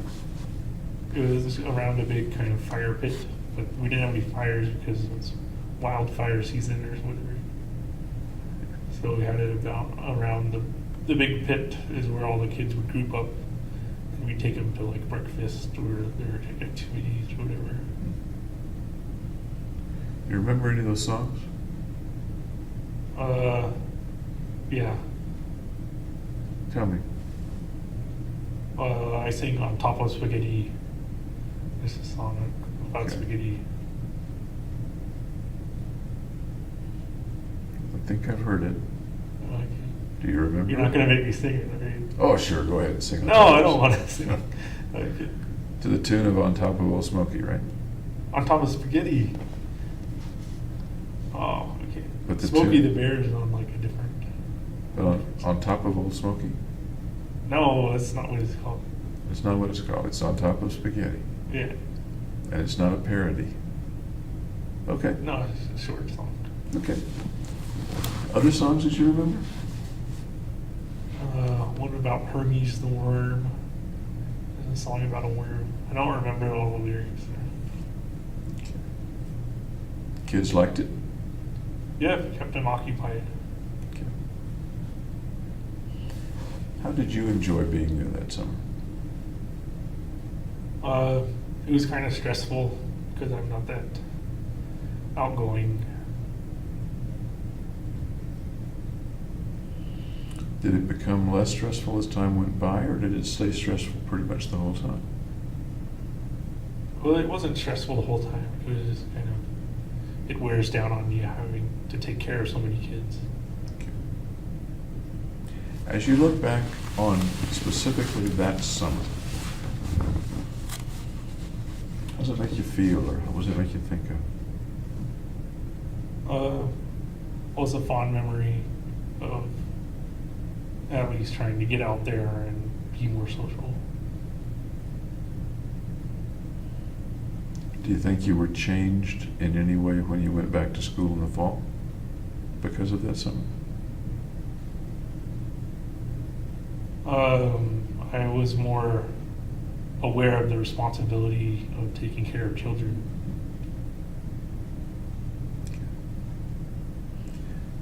The children were not particularly disabled or something. They were underprivileged. Underprivileged kids. Yeah, so Okay. they usually wouldn't have been able to go to camp otherwise. Okay. So they were healthy, normal kids, but somebody else was footing the bill for a week or two at camp. Usually, like one out of 10 had like ADD or something like that. You had some other things in your life that had to do, well, you've had many had to do with responsibility, but another one had to do with kids. And I'm kind of watching the time, we're going to have to stop. But I'd like to hear, maybe when we meet again this afternoon, about the orphanage. You visited regularly? Yeah, in Tijuana. An orphanage in Tijuana. I'd like to hear more about that. What I'd like to do is meet with you this afternoon, starting about 2. Okay. 2 or 3 hours. There's no particular time limit, but then tomorrow morning we'll start about 9. Then tomorrow afternoon we'll start about 2.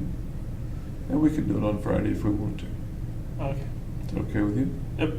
Any questions you have for me before we break for lunch, etc.? Nope. Okay. Thanks for talking with me, and I'll see you in a couple hours. All right. See you then. See you at 4:35. Sure. Okay.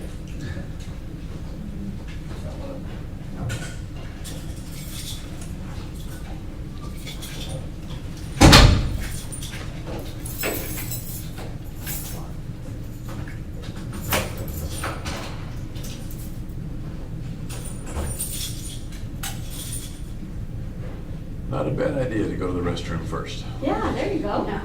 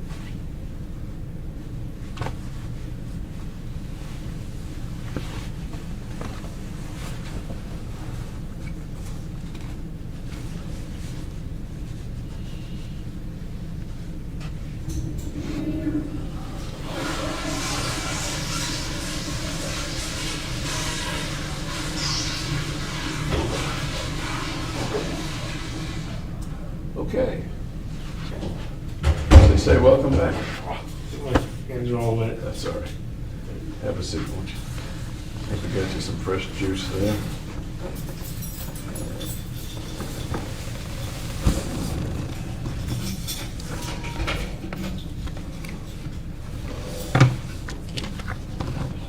Thank you.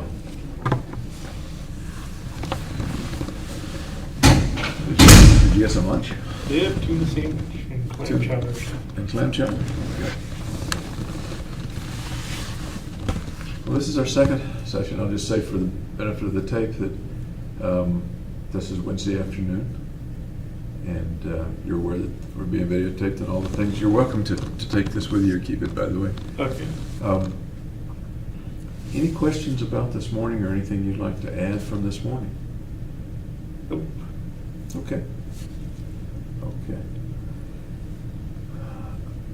We left off, I was recalling, and so were you, that you had done some other things with children. You'd gone to an orphanage in Tijuana. That was interesting to me. Can you tell me more about that? Yeah, it's part of the Corazon de Vida Foundation. Corazon de Vida? Corazon de Heart Vida. of Life. Okay. We would take day-long bus trips down to Tijuana orphanages and just hang out with the kids. We is who? As in everybody on the bus trip, I guess. So who volunteered? Was it a church group or school group or?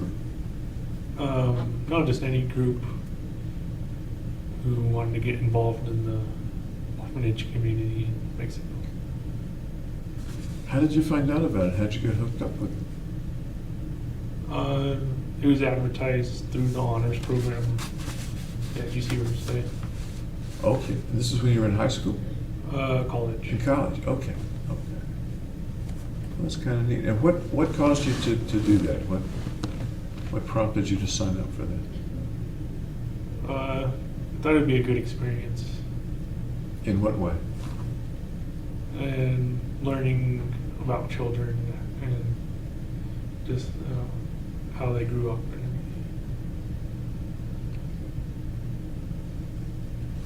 I'm curious, what did you want to learn or learn more about children?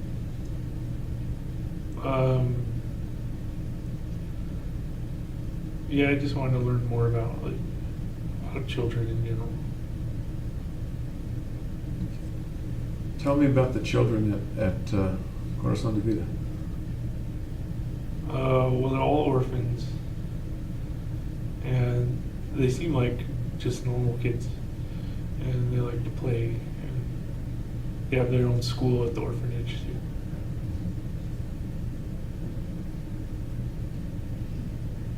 Go ahead.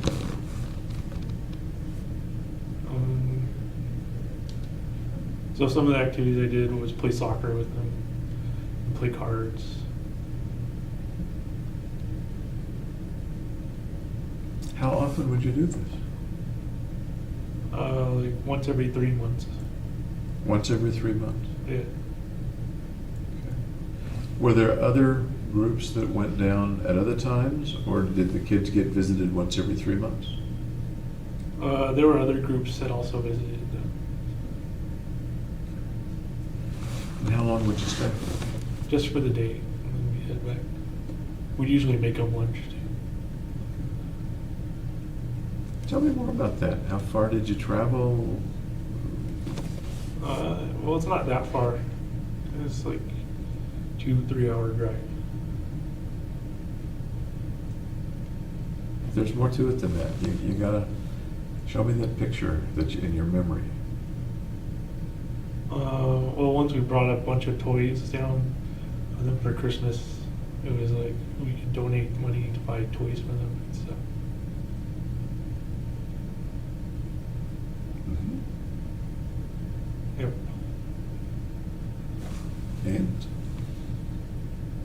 And they like the toys. Okay. So what did you do with that?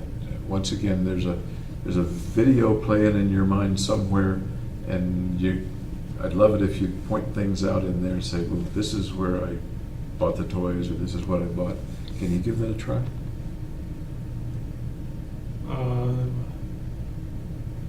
Well, I just donated money. I didn't buy the toys for them. But we could have bought the toys.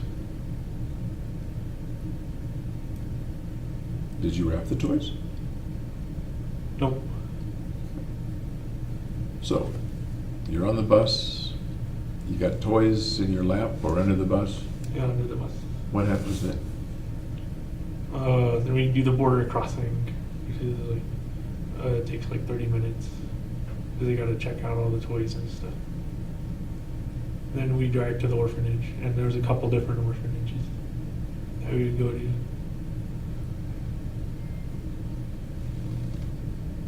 And the bus stops and And then we just hang out with the children. You know, we made them like a hot dog and Cheetos lunch, something very healthy. can you picture any particular child that came up to you or that you hung out with? No, not off the top of my head. Was there a particular child or more than one that kind of remembered you and you liked to work with? No, I don't think so. I think it was just in general, like packs of kids. Pax, how many do you think? It was probably like 30 to 50 people at the orphanage. So you've got the presents. What happens then? Well, then we unload the presents, and yeah, and then they get to play with them. What did they do when they saw the present? They were very cheerful. They would jump up and down. Did you have any particular feelings when you took them the presents and they were cheerful? Yeah, I thought that was a nice thing to do. I agree.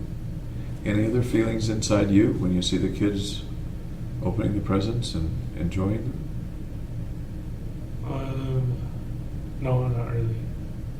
Okay.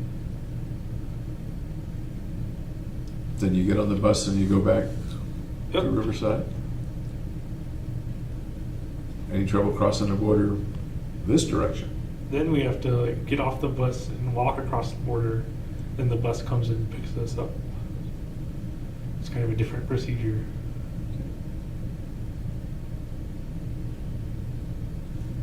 So you get back to Riverside, then what do you do? Then I do school stuff. Pretty full day. Yeah. Okay.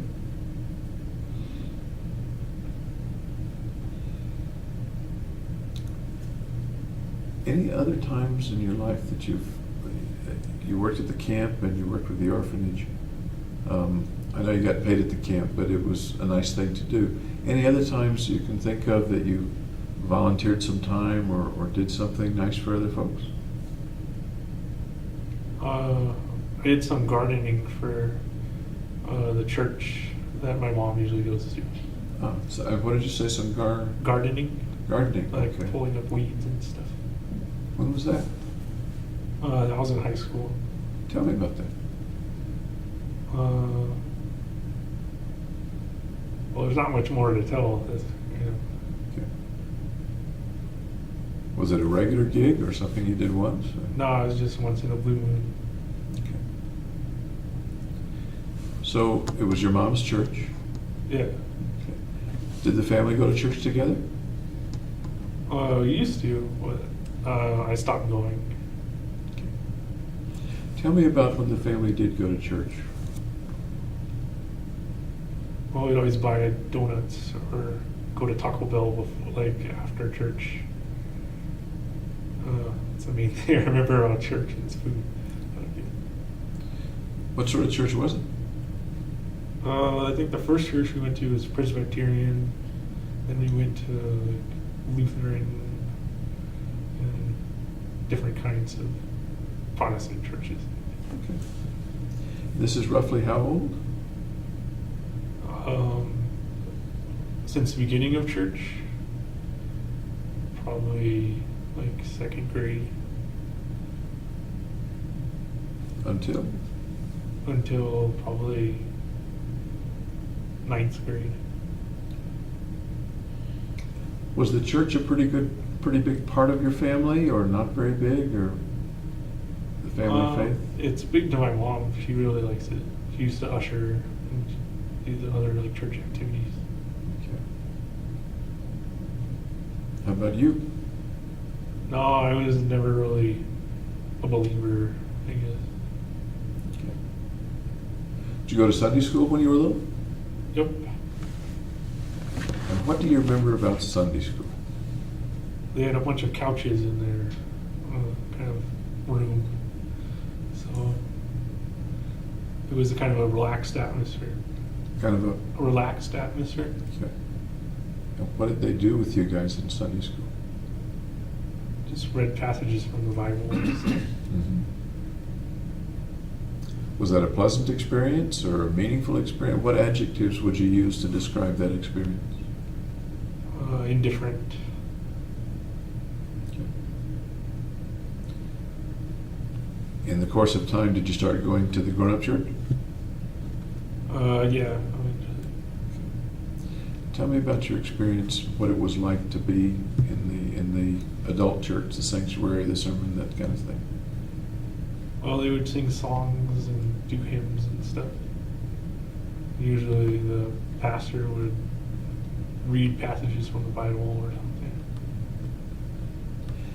I'm curious, do you remember any particular passages or sermons or things that the pastor said, or any particular songs? Glory, glory, hallelujah, or something. Okay. That's one. Okay.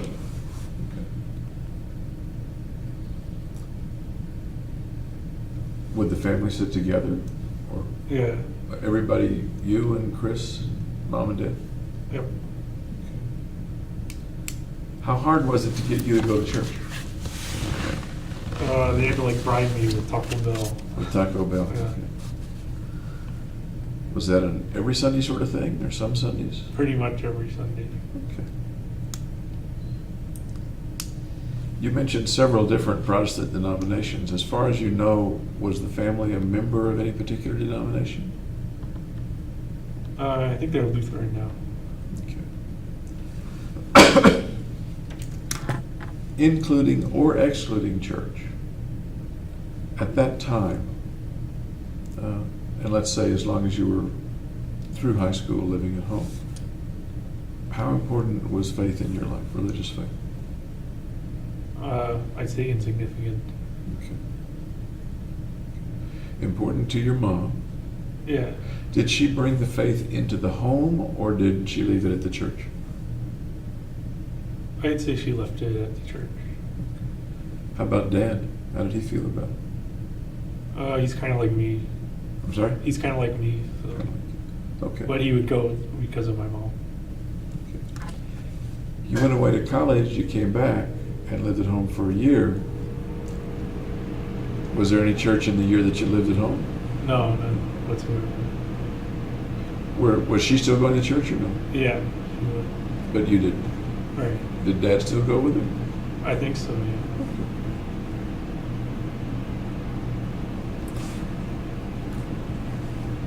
I was going to ask, and I forgot to ask earlier, you mentioned you have the one sister. Yep. Did you ever have any other sibling? One who perhaps passed away, or a foster sibling No. at any time? No. As far as you know, was your mother ever pregnant at any other time or lose a baby? No, she didn't.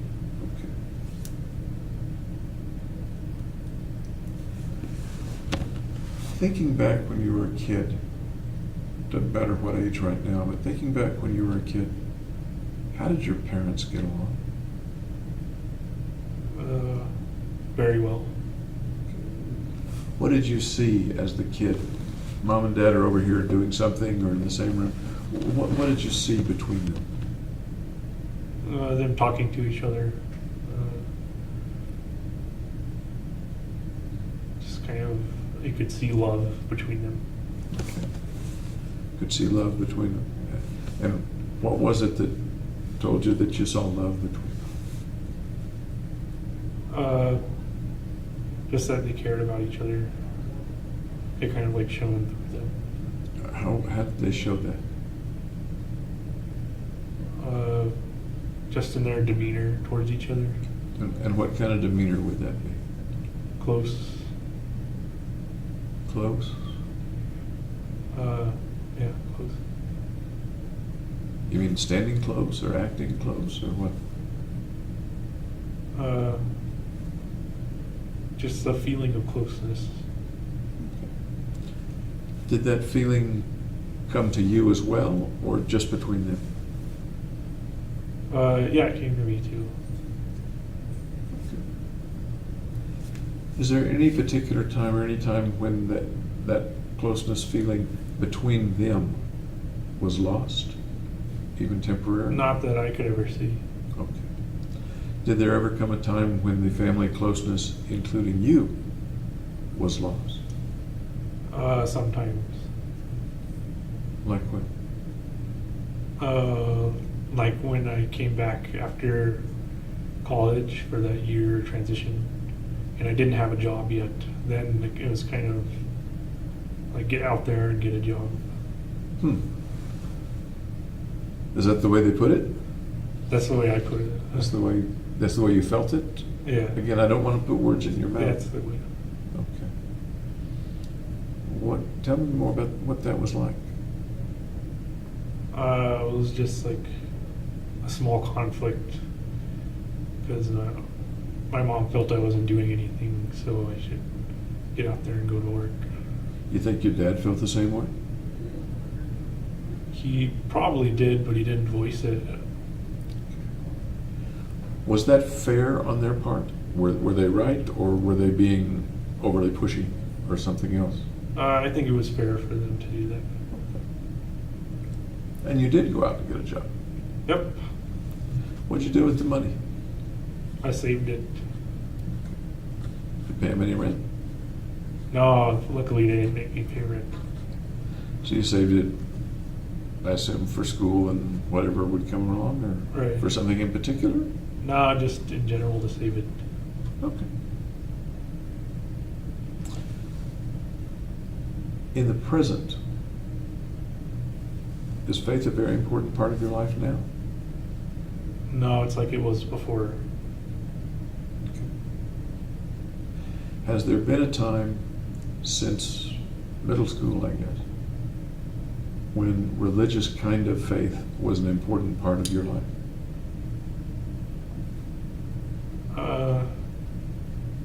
No, I kind of viewed it as something just to be done for the sake of doing it. What to be done for the sake of it? Just going to church. Since high school, have you gone to church? No, not really. You say not really. Have you been to a church service since you left home?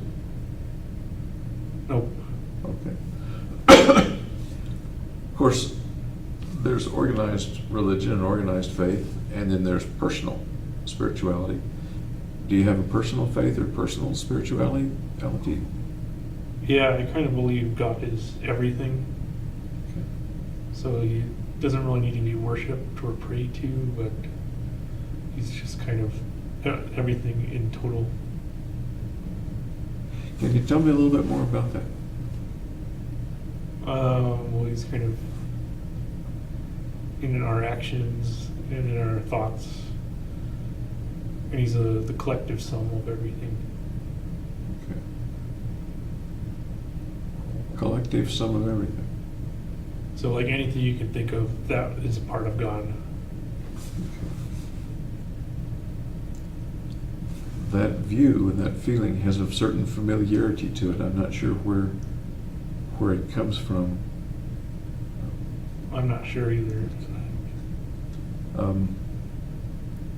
What does that kind of God or that kind of presence of a supreme being, what does that further mean to you or ask of you? Or I'm not sure what I'm asking, but maybe you can answer it anyway. I'm not sure either. Does a God of that sort have expectations of man, of you and I and other people, for example? No, I would say not. Okay. So what does, and I understand that we're talking in the abstract here, what does that God do, or besides be present, is there anything else that God does, or? Well, he kind of does everything and anything. Tell me what you're thinking of right now. That's interesting.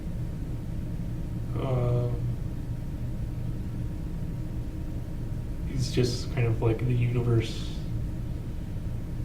in its like smallest parts to its largest parts, and kind of like any action.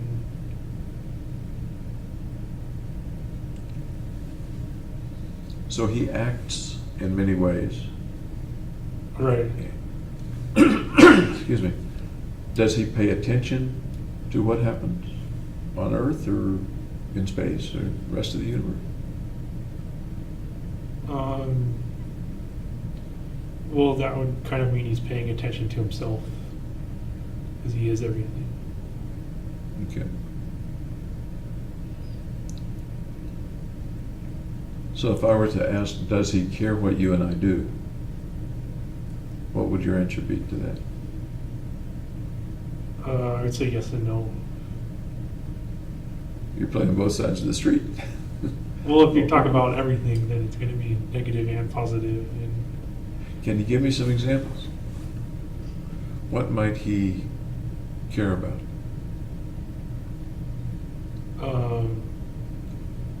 just how the universe is working.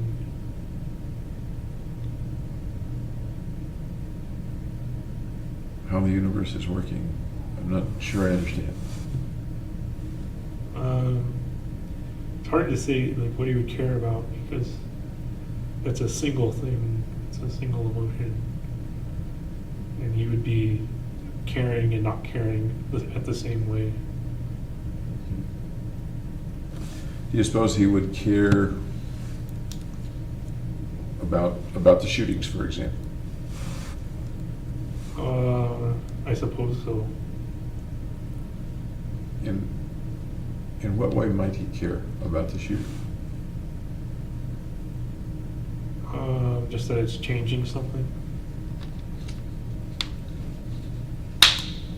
Go ahead. It's changing life to death.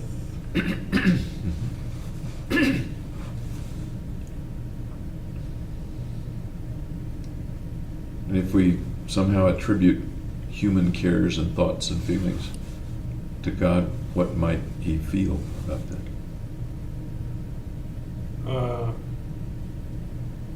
He might care that people were dying. Okay.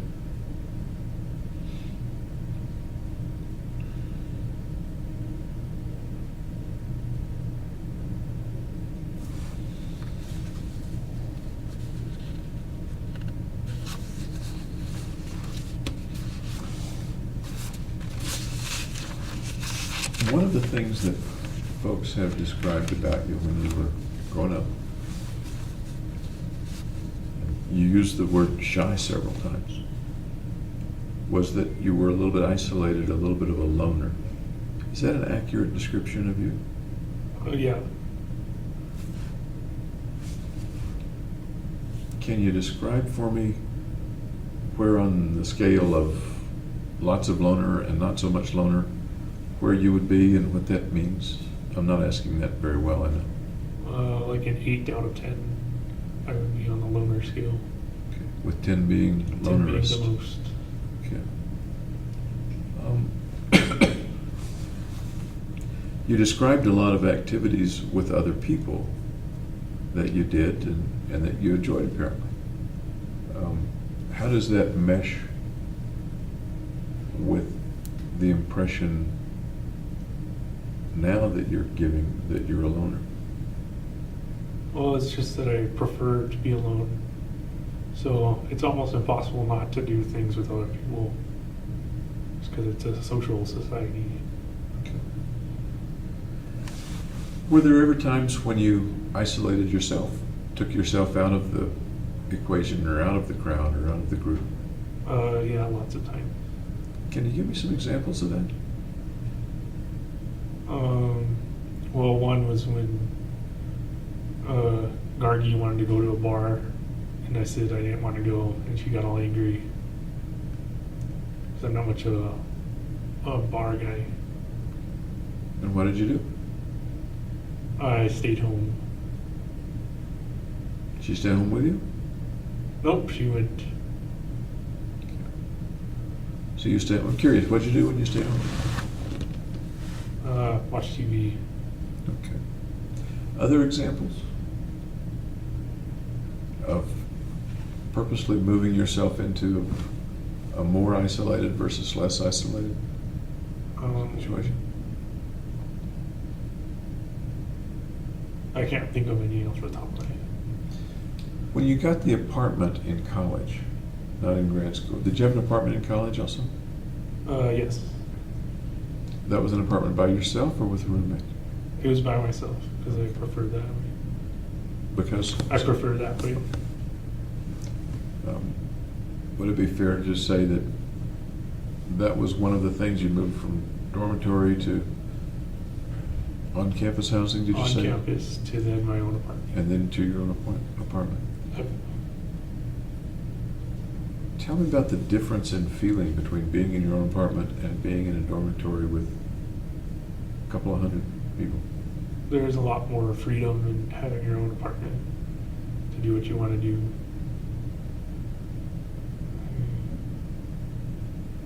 To do what you want to do. Yeah. Meaning what? I guess watch TV or play video games or whatever.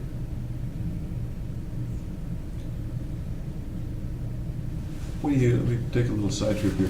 When you do the video games, and it may vary, are you playing online games with other players online, or are you playing the computer? Some video games it's only the computer, and others it's online. Which did you prefer and do the most, if either? The online ones. Okay. So there were other people at the end of the web, various characters. Yeah, I wasn't quite as anxious when it's kind of over the digital web. You weren't quite as anxious. That was your phrase. Yeah, when I'm around people, I'm kind of anxious. Tell me about that. Well, I don't know. It's just they expect you to say something, and I usually like to listen more. Okay. When you say anxious, what do you mean anxious? Like fidgety, fearful. Yeah. Fidgety, fearful, what else? Not wanting to be there.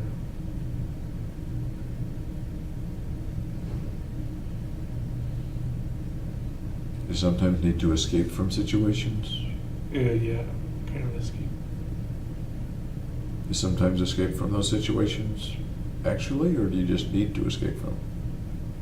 I feel the need to escape. Feel the need. And what happens if you can't escape? What happens to that feeling then?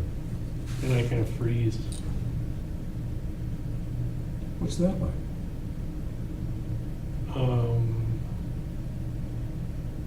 I don't know how to explain that.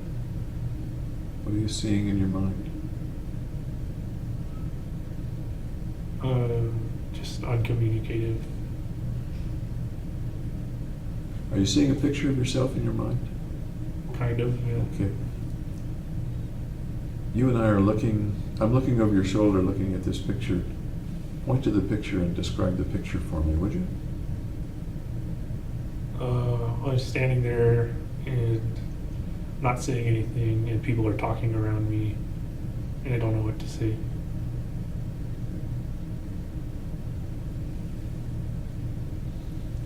And that's making you uncomfortable? Yeah. Okay. Are the other people noticing that, or are you hiding it efficiently from them? It depends on how long I'm around them, whether they'll notice it or not. What happens when they notice it?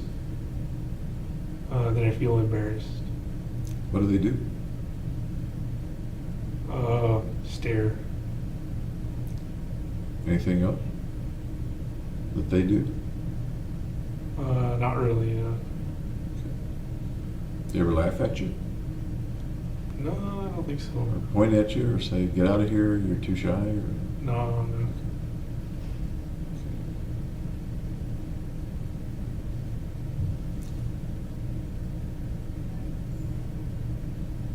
What, an odd question perhaps, what do you think they're thinking when you're kind of frozen like that? Why isn't he talking?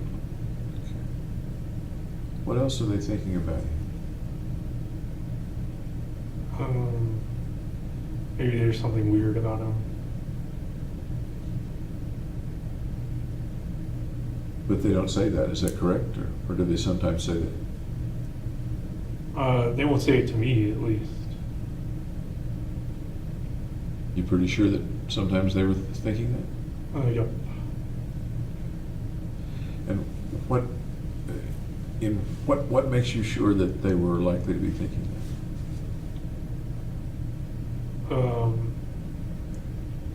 Just because I've like walked in on them and heard them, that kind of thing. Heard them what? Heard them talking about me. Really? What might you walk in and hear them saying? What was he doing or whatever. Can you think of an instance in which that happened? Are you thinking of a particular instance in which that really happened? Yeah. What instance is that?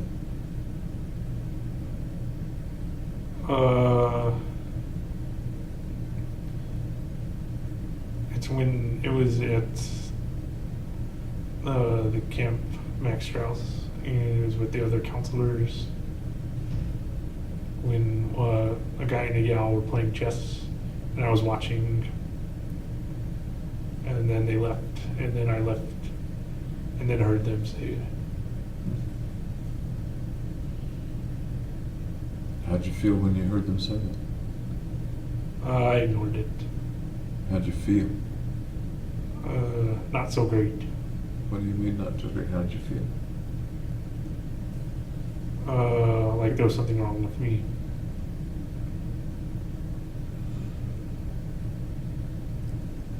I'd like to take your pulse right now. May I take your pulse? Okay. I may do that from time to time. Thank you.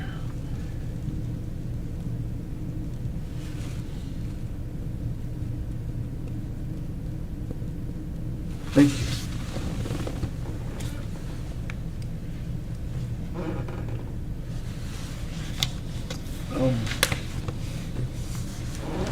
Like there was something weird about it. Yep. Like they think there's something weird, or like there's something truly weird about you? They think there's something. Like they think there's something. Did you ever think there was anything weird about yourself? Yes. And let me limit it right now to before college, okay? Okay. So before college, I thought I wasn't as social as other people. okay. Before college is before the Camp Max Strauss. Right. So had there been situations even then when you thought other people thought you were weird? I don't remember if there was a long time ago. Okay.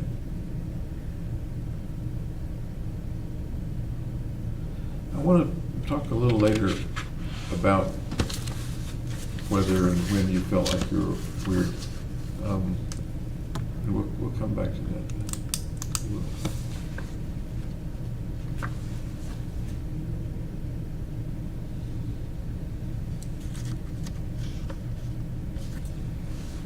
Was the situation of feeling shy and perhaps isolated,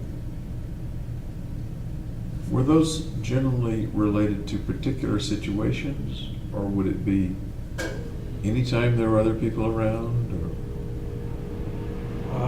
Anytime there were other people around I didn't know or wasn't close friends with. okay. So family and close friends, Are kind of exempt. how comfortable were you with family and close friends? Very comfortable. Very? Yeah. Okay. So, correct me if I'm wrong, but you didn't feel weirdly shy or weirdly weird around family and close friends? Right. Okay. You think family and close friends thought you were weird? No. Okay. So why would somebody, just because they didn't know you, think you were weird if with family and close friends, you didn't think you were weird and they didn't think you were weird?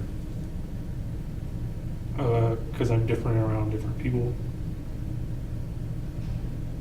Because you acted different? Is that what you're saying? Yeah. Okay.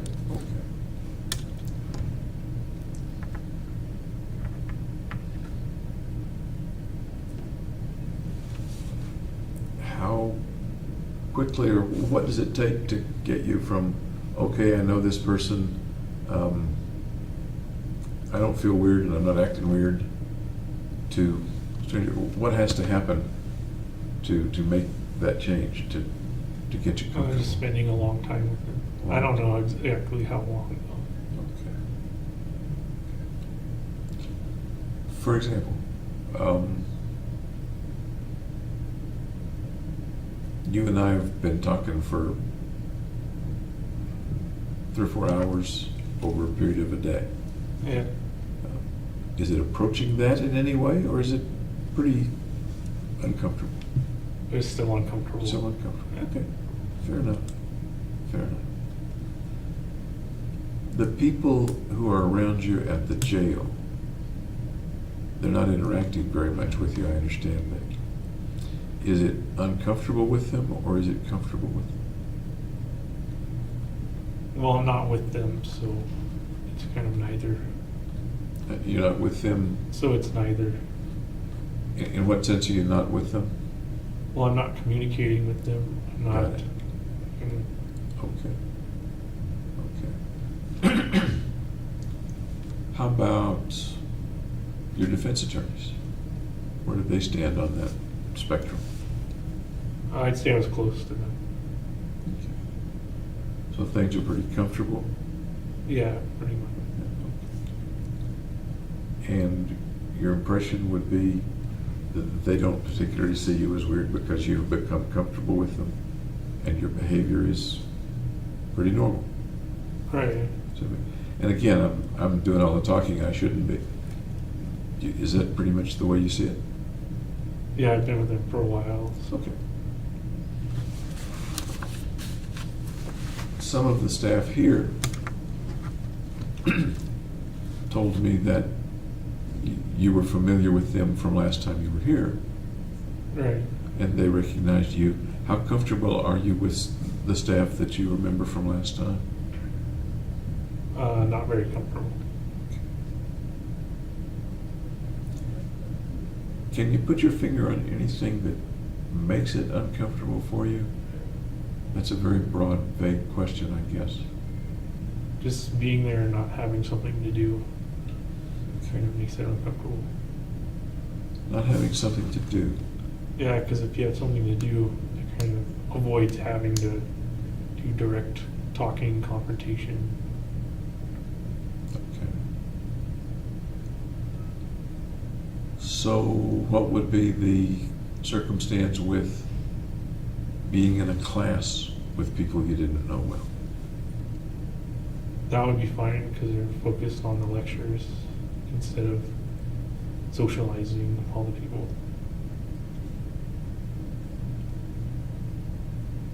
So far as you remember in such classes, would you, being comfortable, then perhaps interact with somebody near you, ask for a pencil or a pen, or No, I pretty much never did that. share a note or something like that? No. Okay. What if they asked you for a piece of paper or to take a look at your notes or something? Then I'd help them out. Would it make you uncomfortable? No, Or no? because it's like something we have to do together instead of talking. And there's awkward silences. And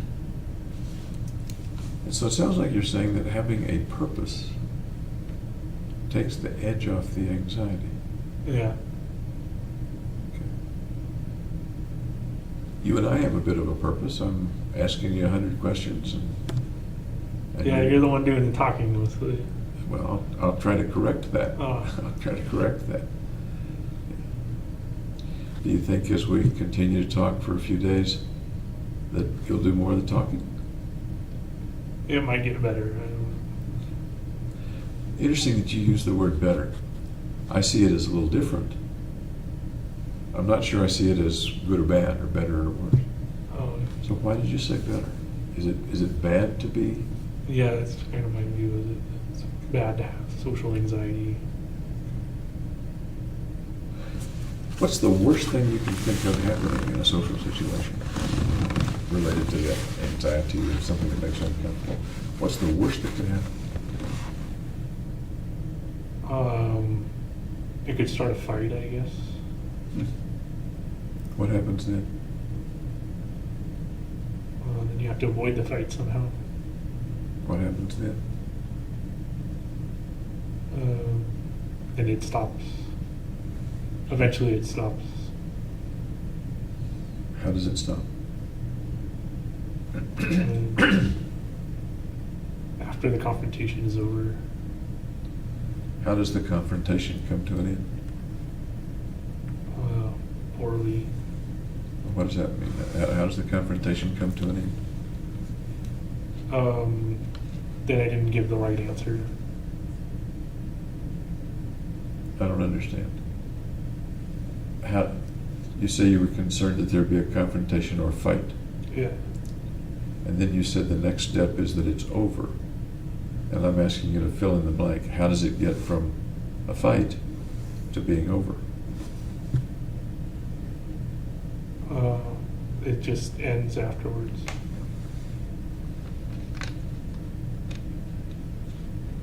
How does it end?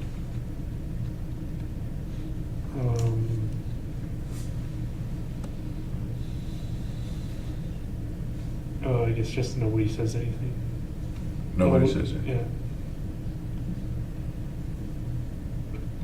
What's the worst? I'm going to stick with the worst case scenario business. What's the worst way it could end? With someone getting offended. Okay. Like how?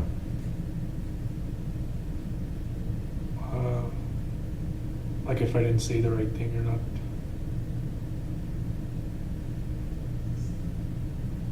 So you're talking about the other person getting offended, not you. Yeah. So the worst thing that could happen is not that you would feel offended, but that the other person would feel offended. Right. What happens then? And we go our separate ways. Is that so bad? It is if the person's offended. How is that a bad thing?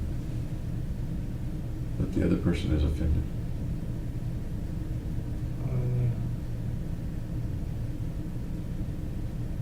It just is bad, I guess. I don't know if there's an explanation for it. You're sort of saying it's axiomatically bad, and that I don't buy that. What's bad about it?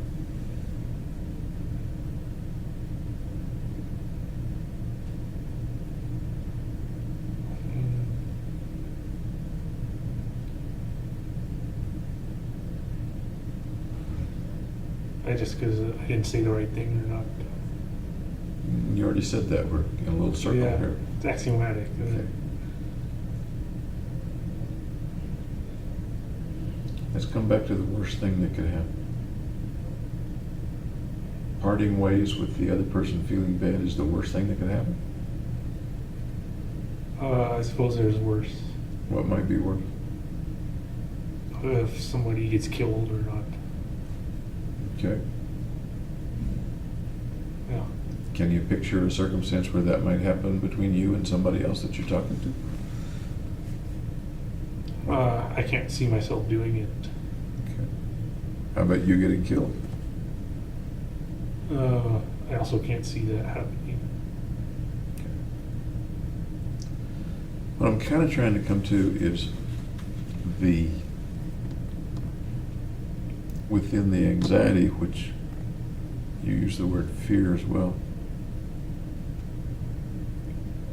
what the fear might be. If you take the idea of the fear far enough, what do we find? What do we see? What do we feel? Well, fear is its own emotion. Go ahead.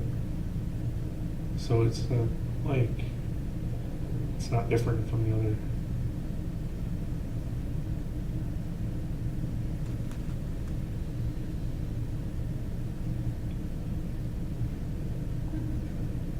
What happens when people get frightened? Well, physiologically, what happens? There's a sympathetic response, like fight or flight.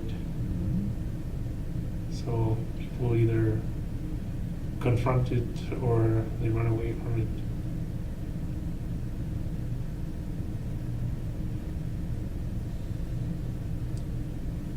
The thing you described you doing was freezing. Yeah, so I guess that's not in those two categories. Big pardon? I guess that's not in those two categories. That's what I was thinking. That's what I was thinking too.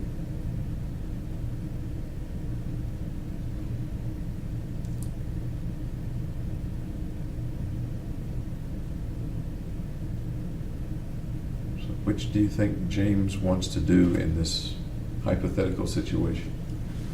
Fight or flee? Usually flee. Do escapist things. What's that? Do escapist things. Okay. And from time to time you've done that. Withdrawn, gone back to your apartment, watched TV instead of going to the bar. Things like that. Yeah. Has it ever come to pass that you've done the fight part?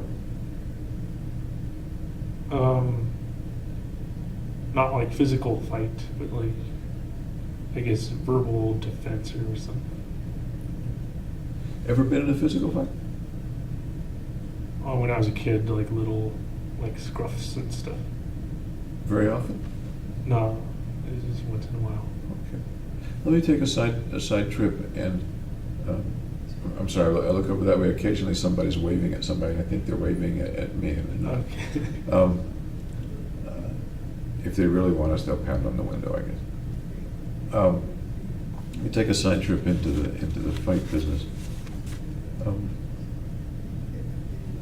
Roughly how many fights have you been in which you either landed a blow or someone landed a blow on you?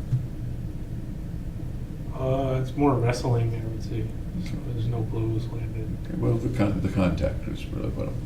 Maybe Roughly. like 2 or 3 only. 2 or 3. Okay. What was the worst one? What happened? I don't remember. It was when I was a kid. So the oldest one, the one in which you were the oldest would be about how old? Maybe 10. Maybe 10. And you really don't remember the circumstance? No. Okay. Did you ever get beaten up real bad? Nope. Okay. Did you ever run away from a fight? Frightened and run away? No, I don't think so. Okay. Did you ever threaten someone who ran away from you? No.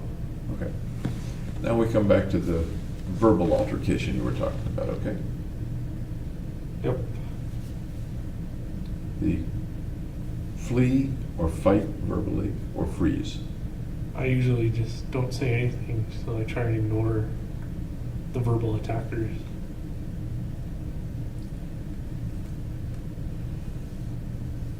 I kind of want to say, how does that work for you? Because it's tough to do that. It's very hard to do that. It works well. I would say there's a lot of verbal attackers in jail. That's a good point. So I just ignore them, and then eventually they stop. Let's come up to the jail then. Can you give an example of the verbal attackers in the jail? Yeah, I'll just say stuff. I'm sorry? Yeah. Give me an example.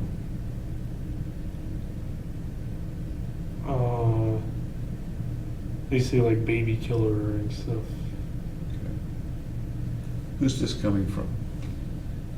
Other inmates. Other inmates.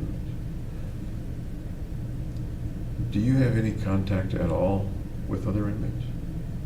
No. Ever? Nope. If you're going someplace, say through the tunnel to the court or something like that,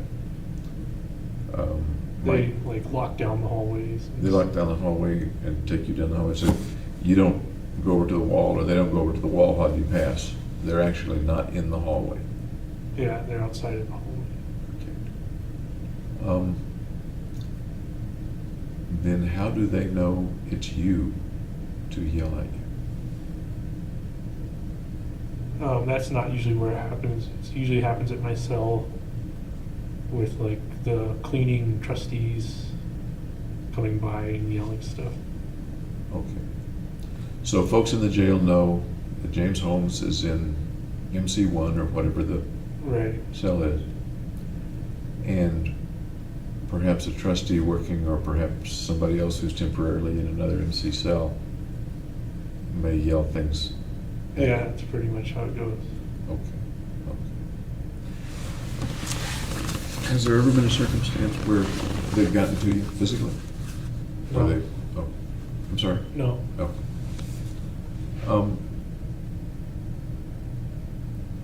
Let me go. Thank you for that example. Let me go back earlier to your activity of freezing rather than fighting or fleeing. Freezing is a little different from ignoring, it seems to me. Does it sound different to you? Yes. What's the person who's freezing thinking, feeling, what's going through his mind? They can't think or feel at that time because you're kind of frozen. So it's kind of a mental block.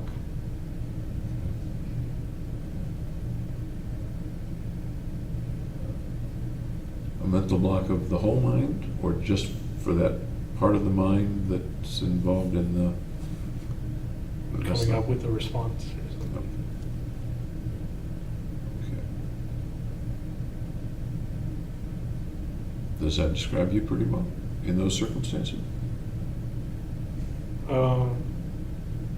Yeah, I guess so. Okay.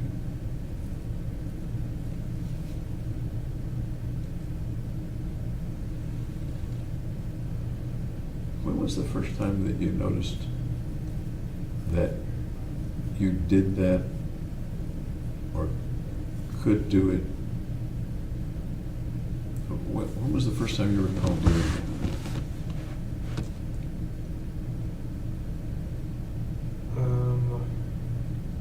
I don't remember the first time. Can you think of an example that maybe wasn't the first time but sticks out in your mind? No, I don't know any examples.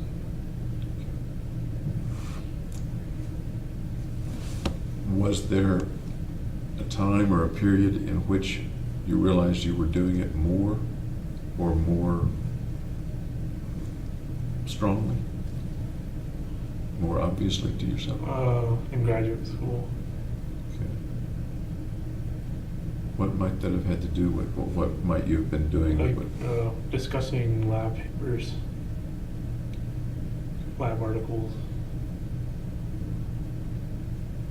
Okay. In some sort of presentation? In like discussion groups kind of thing.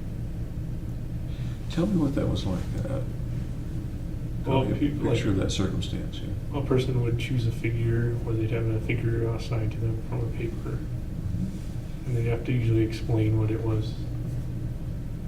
And that's tough for me because they kind of put you on the spot.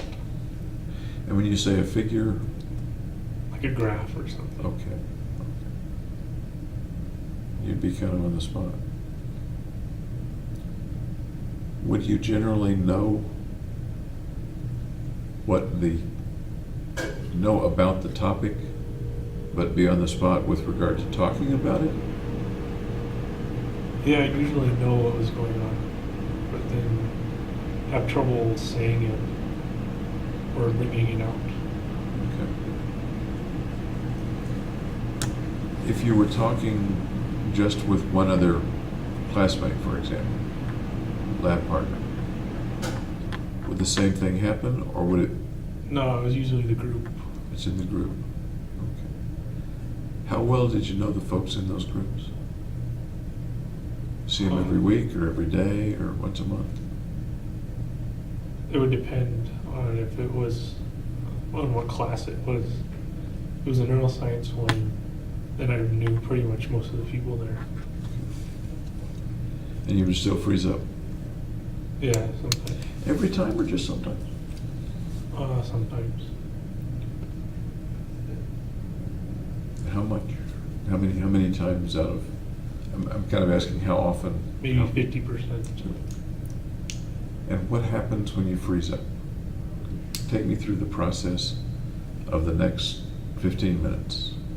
You start to freeze up, and then they wait for an answer, and then I'm kind of lost. then what happens? Then I'll have to like reread it, or they'll just move on. And then what happens? Then the freezing stops. When the freezing happens at its worst, do you say anything at all? Not unless I'm spoken to.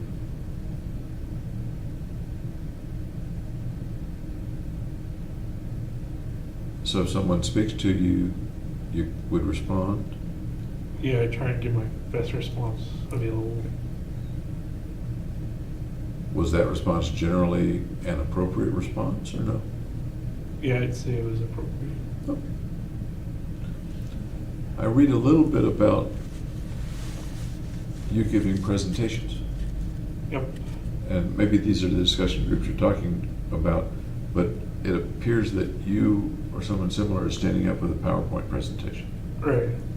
Is that what you're talking about, or is that different from what you're talking about? That's different. That's like lab rotation speeches. I'm talking about, we've got like an article in front of us, and we have to talk about a graph or something. And they call on me and say, can you explain this graph? If the group were asked to write an explanation of the graph, would that solve the problem?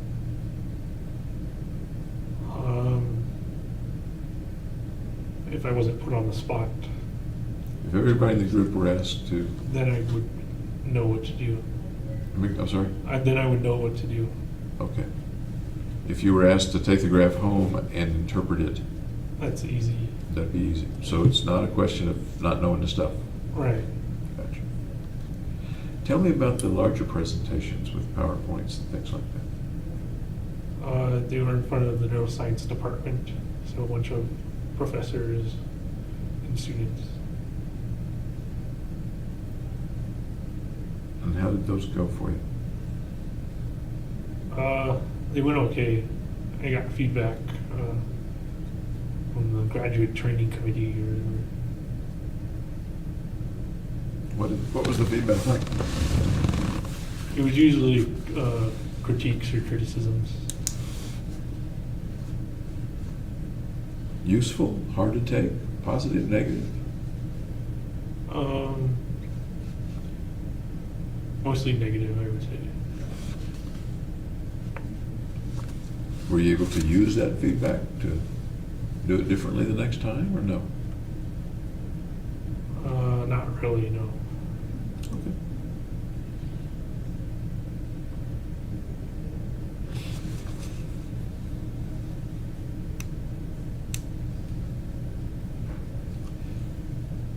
The isolation business. And shyness is a little different from isolation, I guess. There was another example in the record that I looked at about when you moved back to San Diego from Salinas. Salinas or Salinas? Salinas. Salinas, okay.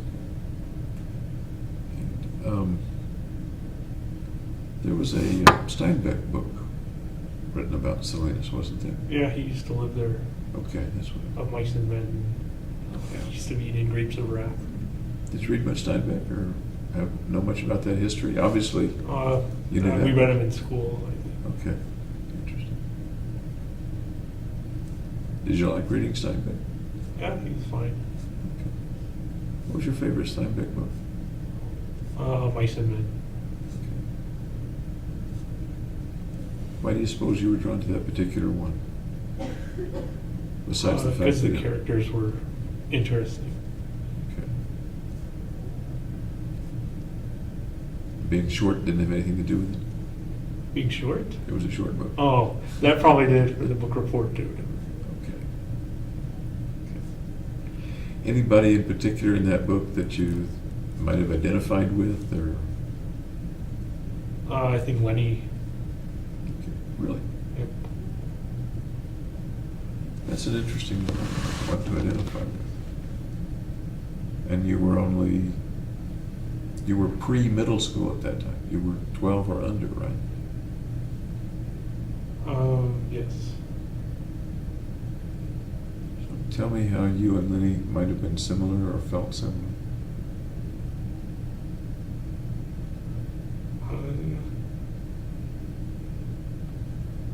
I don't know how to answer that.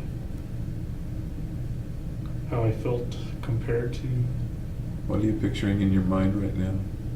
I don't know, I'm frozen. You're frozen. Do you remember anything that, and I'm kind of putting you on the spot with regard to the book, you read it a long time ago. Do you remember any things that Lenny did? Yeah, he crushed the mouse and pulled on the girl's dress, I think, when she was trying to get away or something. What were some other characteristics of Lenny? I think he was schizophrenic. He saw like rabbits or something.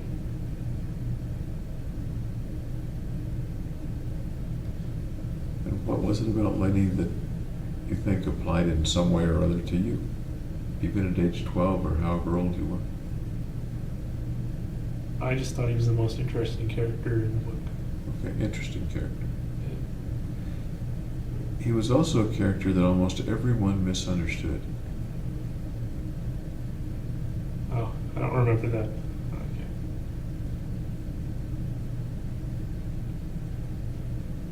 It was. Okay.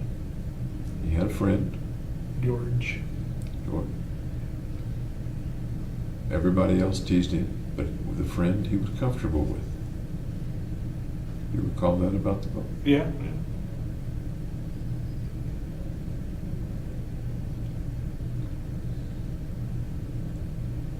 What do you think that relationship, what do you remember about that relationship between George and Lenny?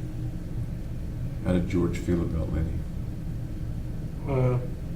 George liked him because he could do a lot of hard work, a lot of manual labor. And I guess they were just friends. Think George cared about him? Yeah. That's what made it hard for him to kill him in the end.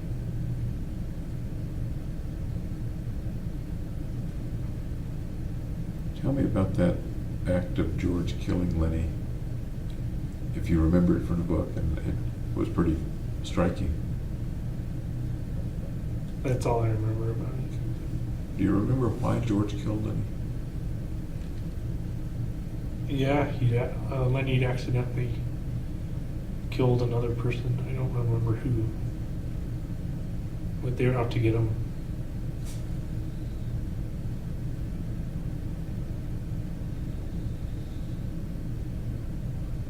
And why George? Why was George the one that killed him? Because he was the closest one to him. What do you make of that? What do you suppose Steinbeck was What was he going for? telling us about George, yeah? About that relationship? I don't know. I bet you wrote a book report on it. And That was a long time ago, though. Okay. Yeah, I don't know why him versus the other people. okay.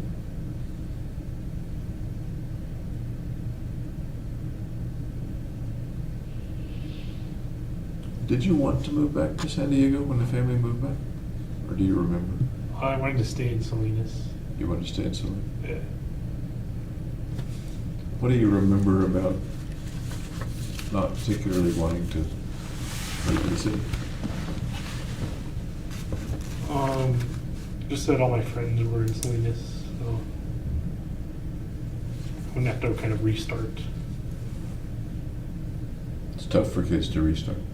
Yep. How did you restart when you got back to San Diego? I just met new friends. How did you do that? I don't remember how it happened. Any guesses, speculation about how the young James would have met and made new friends? Maybe just proximity, being around them. But you didn't have to play with them. Right. How'd you end up playing with them? See, I don't know. How might you have ended up playing? Speculation, I guess. Just talking to them.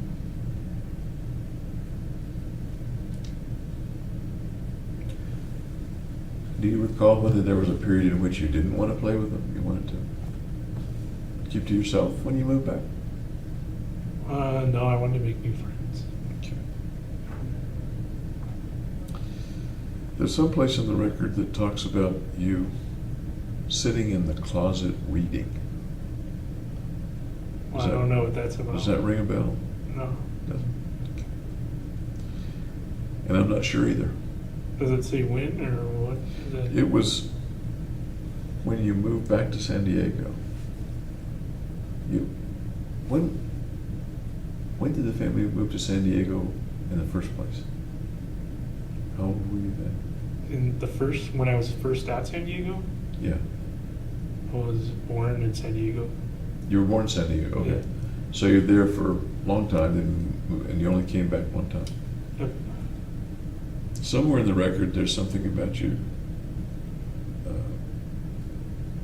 spending time sitting in the closet reading. And I'm not remembering the context, and I'm wondering if you remember. I don't remember anything. Sitting in the closet reading. No.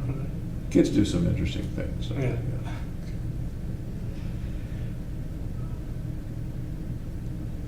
What kinds of things did you like to read back then, when you're 12, 13 years old? Oh, my favorite was Goosebumps. Goosebumps. Yeah. I have not read. That's a series, isn't it? Oh, I think there's like hundreds of them. Kids series. Yeah. I've not read it. What's the premise of Goosebumps? It's like a scary story. Just a scary story. Are they real heavy-duty scary stories, or are they scary stories for little kids? I think they're for little kids. Okay, so go ahead. You like those? What was in Goosebumps books that you remember? Just a bunch of monsters and stuff. And what happened in the books about the monsters, and perhaps children were in the books too? Right? Children and monsters? I don't remember if there were. I just remember it was like scary. And it was a scary stuff for you to read? Yep. Okay. So what does a kid like James do when he's reading Goosebumps? How do you deal with being scared? Well, it always ends, so there's nothing to be afraid of once it ends. Does it end with the scariness going away, or is it still scary at the end and you just put the book down? It's usually still scary, but then after a while, its scariness kind of fades away. And as you get older too, it's not scary. You had your own room all this time, right? Yep. Were you ever kind of scared in your room by yourself? I used to think there was something called nail ghosts. Called what? Nail ghosts. Nail goat. Nail ghosts. Nail ghosts. So when I had my bed up against the wall, and ghosts would hammer nails through the wall and kind of poke you. Wow. Yeah. Okay. Where do you suppose the nail ghosts came from? My imagination. Were they in a book or anything, or No, I your never imagination? heard of them anywhere else. Well, then you got to tell me all about them, because psychiatrists really want to hear about those childhood monsters. So tell me about nail ghosts and what they looked like, what they did. They just make it so you can't sleep with your against the wall. You have to kind of be sleeping towards the other side of your bed. Otherwise, the nails will come through the wall and get you.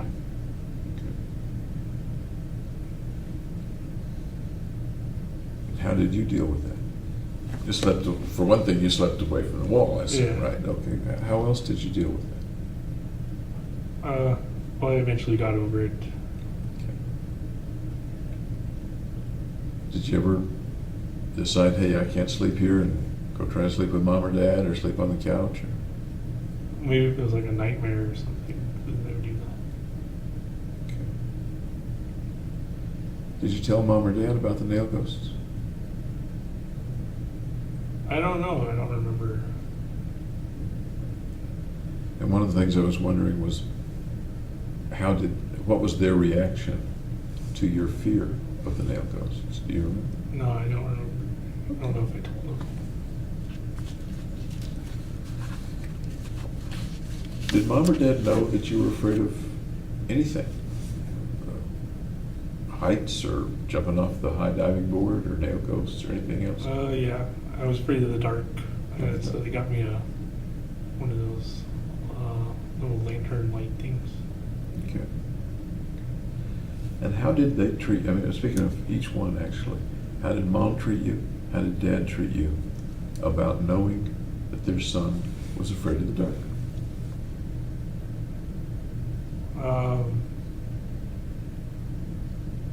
Well, they let me sleep in their bed, or they'd say there's no monsters.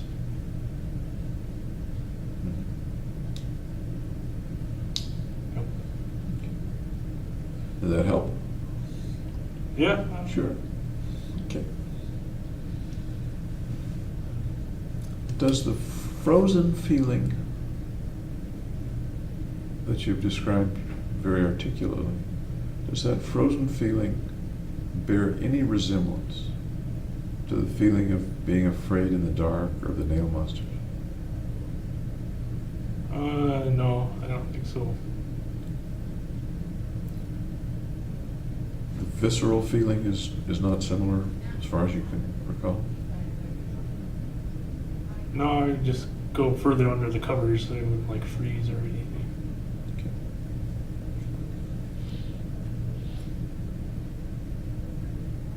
Here's an odd question. In the freezing as a grown-up, would you ever have fantasies or thoughts or pictures in your mind of some of the monsters from childhood, or any kind of monster? If you're freezing, say, in a social situation.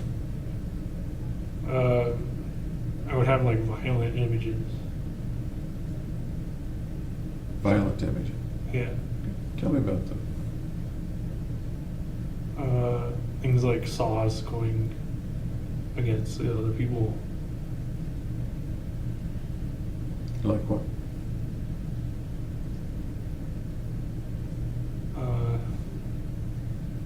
What do you mean? You said violent images and thoughts going against the other people. And I don't know what you mean by those. Like a saw, like sawing them, or like them getting their heads cut off or something. Okay. Sawing them or getting their heads cut off. Yeah. Tell me more about those images in your mind when you're frozen. They just pop up randomly.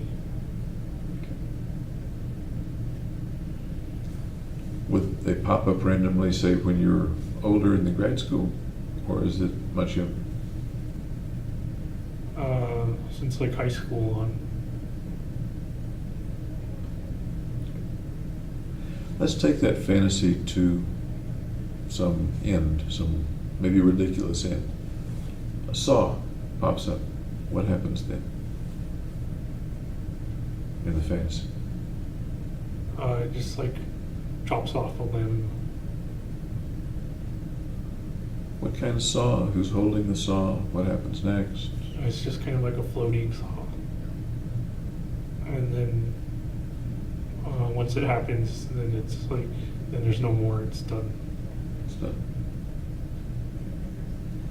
Is the saw dangerous to you or dangerous to the other person? The other person. So the saw's your friend, your ally. Does that make I sense? wouldn't put it like that, no. You wouldn't put it like that. Okay, thank you for correcting that. Because my thoughts don't have to be your thoughts. Okay. The saw just kind of appears and something happens to the other person. Yeah. And then it ends, and what happens next? Then I'm either still frozen or have come up with a response or something.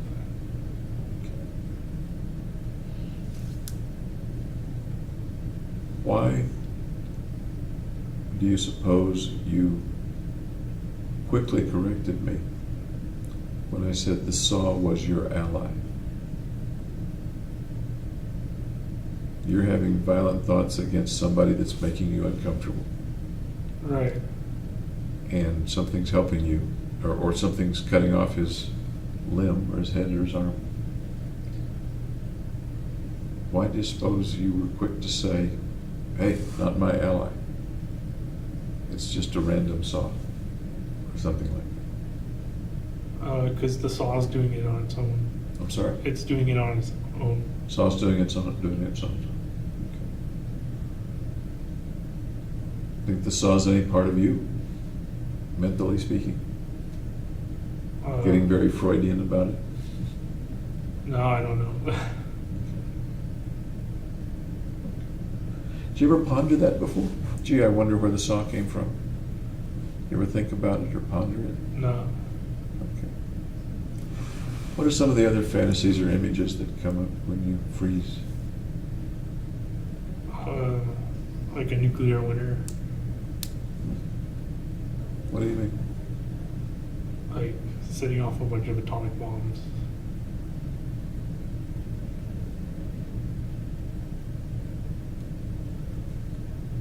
This seems to come up in a matter of seconds when you're kind of at an impasse on the spot, neither fleeing nor wanting to fight.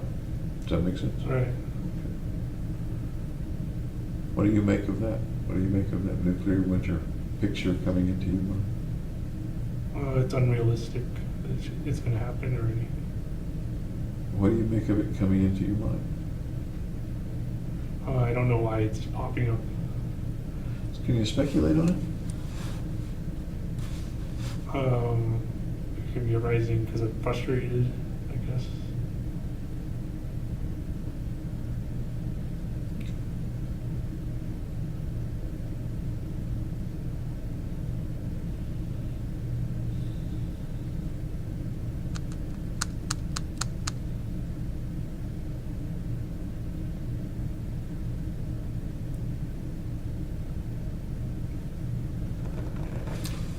You mentioned the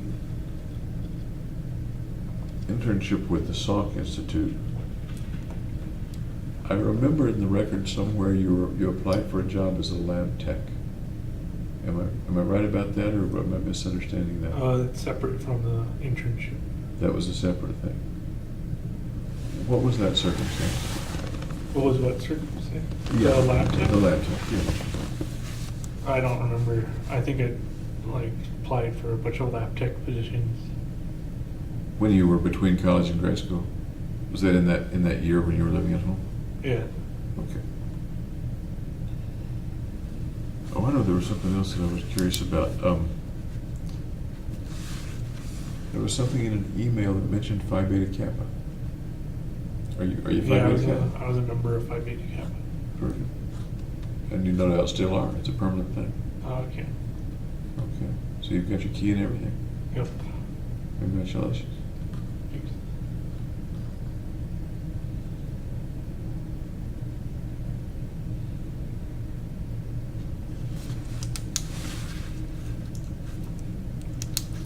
We talked a little about religion. The other thing psychiatrists always ask about is sex. You were fairly old for your first serious girlfriend. That was Gargi. Yeah. Right. You dated, but were more on friendly dates with girls before that, it sounds like. Correct. Okay. Was Gargi your first sexual experience? Yes. Okay. Other than masturbating, I suppose. Right. Okay. How was that for you? Was it successful, unsuccessful with Gargi? I know it's a vague question. It's that way on purpose. I'd like for you to kind of tell me about that. I think it was a successful relationship. Okay. Good for both of you? Yep. Okay. How frequent was it? Maybe like 3 or 4 times a week. Okay. Did the sexual part come fairly quickly after you guys started to date, or was it delayed a ways? I think 2 months. Okay, about 2 months. Y'all were together for not too many months, as I I think recall. like 6 months. About 6 months, okay.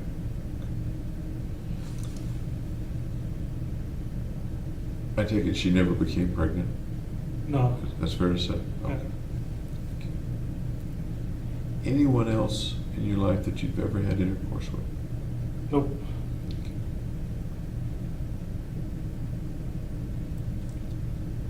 We get a little more personal. Everybody masturbates. Can you tell me something about the fantasies or the things that turn you on to masturbate? Just good looking. Yeah. Big boobs. Yep. Anything else? That's about it. That's about it. That sounds like pretty standard fare. Yep. And go on the web, have a little porn laying around. Just on the web. Okay.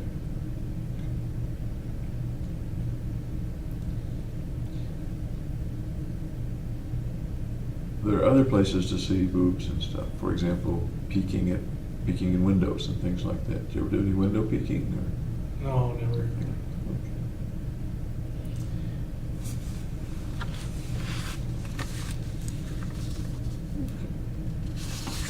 We might come back to that. I don't know. Psychiatrists usually do.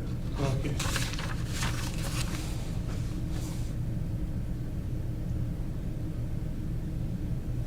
At times, according to the record, different people have viewed you in lots of different ways. First time I've ever talked with you, so I'm asking a lot about how you view yourself. But may I read you 10 or 15 things that I've seen in the record as ways that people see you, and kind of see what your Sure. reaction to those is? Okay.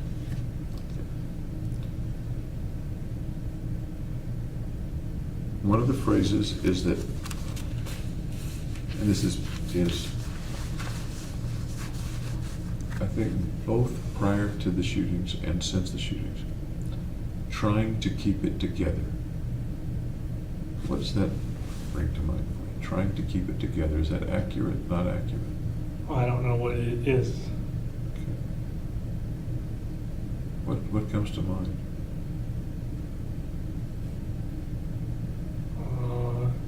Just trying to keep my life in order, I guess. Okay.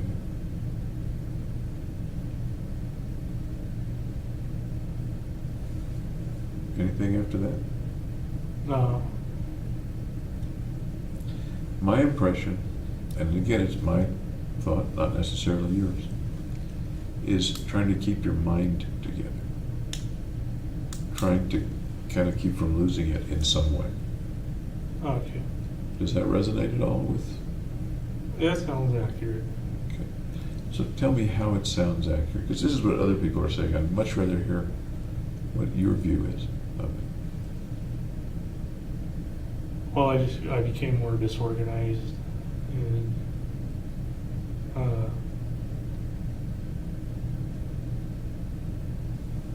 I guess my mind was kind of falling apart. Tell me more. I don't know what else there is to say. Sounds like there's a lot more to say. You're becoming more disorganized, and you felt like your mind was falling apart. Those were your words just now. Right. Can you tell me about when that was? It may have been lots of different times, but about when?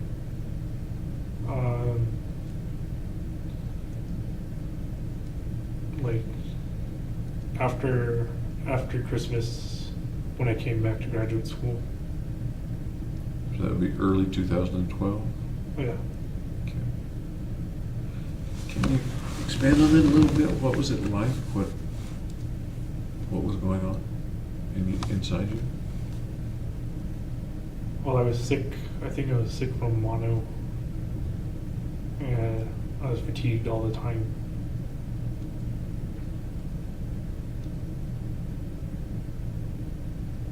I do remember you had mono then, and they diagnosed you in California, right? Yeah. How long did that mono episode last? Like 2 months, I think. Did you see a doctor in Colorado about it? I did, but he said I had postnasal drip. Once it was diagnosed at Kaiser, I guess, in California, and you came back, did you see doctors who now knew that you had No, I mono? didn't. You didn't? No, I didn't go to a doctor once I came back. Interesting, okay.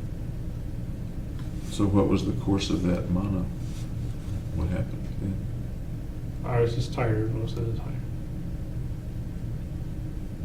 Did you stay home from class? No, I still tried to keep busy working and stuff. How successful were you at studying? Not very successful. In my lab, I kind of like messed up and used the wrong procedure. Several weeks or 2 months of not being at full strength in class sounds pretty serious for succeeding at grad school. That sounds like a pretty serious blow. Well, I passed all my courses and everything. We come back to keeping it together,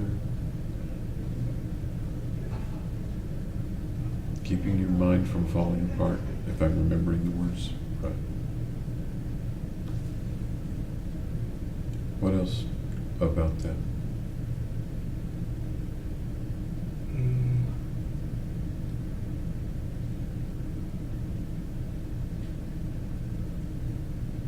I guess I was also really depressed. Tell me about the depressed.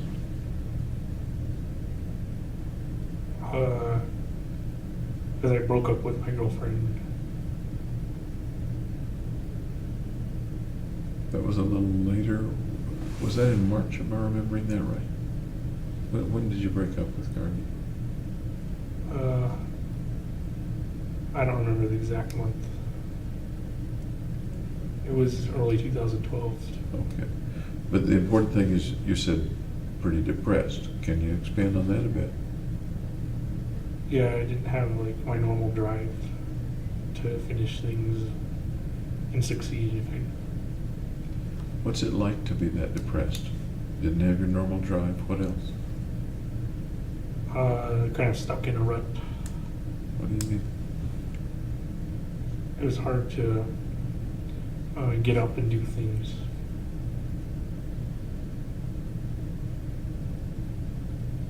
Anything else?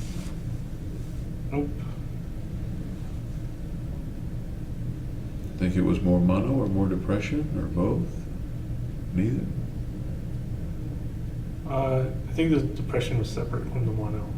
Okay. Do you remember, and I know that you've gone online to look for symptoms of mental disorders. Yeah. What symptoms did you find of depression at that time? Or at that time, were you not going online looking? I don't remember if I looked at it at that time. How were you sleeping, for example? A lot of sleeping. A lot of sleep. I would like go back and sleep in the middle of the day for like lunch break. How about appetite? Were you eating okay? Yeah, I'd say the same. Losing weight? No, I'd say the same.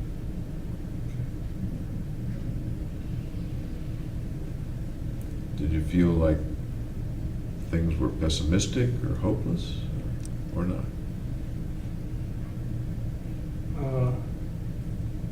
I generally have a pessimistic view. That's your general view, or that was while you were depressed? That's all the time. All the time.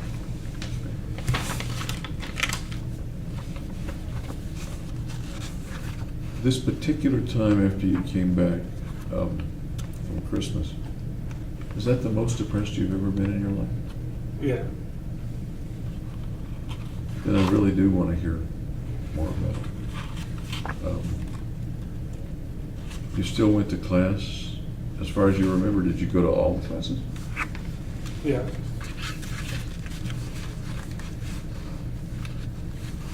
When you weren't in class, and you mentioned you slept a lot,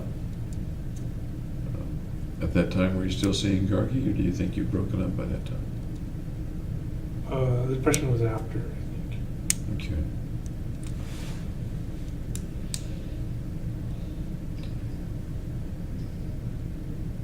At the deepest of the depressions, did you think about hurting yourself or killing yourself? No. Any other time in the depressions, did you think about hurting yourself or killing yourself? No. How about hurting or killing other people? Yeah, I'd kind of transferred it into kind of homicidal thoughts. Why do you say transfer? Because like depression is normally suicidal, so I kind of transferred my suicidal thoughts into homicidal. Is that word transferred, is that something that came out of you or out of some reading or from somebody else? That's just my own view. Your own view, okay.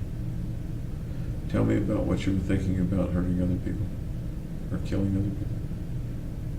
Oh, that's the same things as when I would freeze, kind of homicidal thoughts.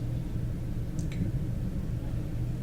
Correct me if I'm wrong, but when you would freeze, there were particular people around who were the object of the saw or the Right. thoughts, is that right? When It you was just more abstract with the other. Okay. How was your concentration when you were so depressed? I don't know if my concentration changed or not. Really? You were able to pass? Were you passing as well as you did before and after? Yeah, I was taking less classes. Fewer classes? How was your energy in other things? It was lacking. Can you give me an example? I just would like lie on the couch and not do anything. Do you play video games just as much or less? More, I think. More? Okay. Any change in the video games that you played when you were so depressed? No, not really.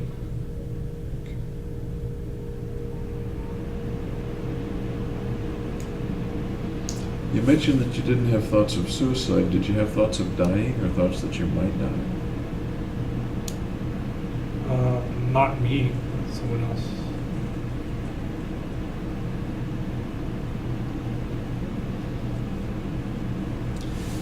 Do you suppose you were feeling guilty about anything? No. Not feeling particularly guilty. Okay.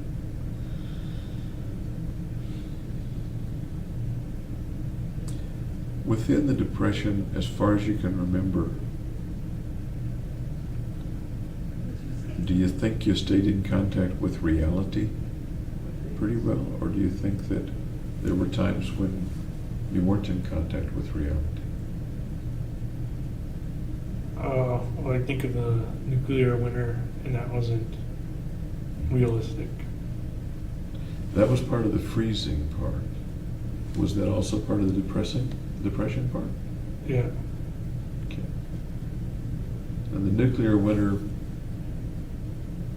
I guess I can think of lots of ways that that might come to someone's mind. As a thought, as a very, very frequent and intrusive thought,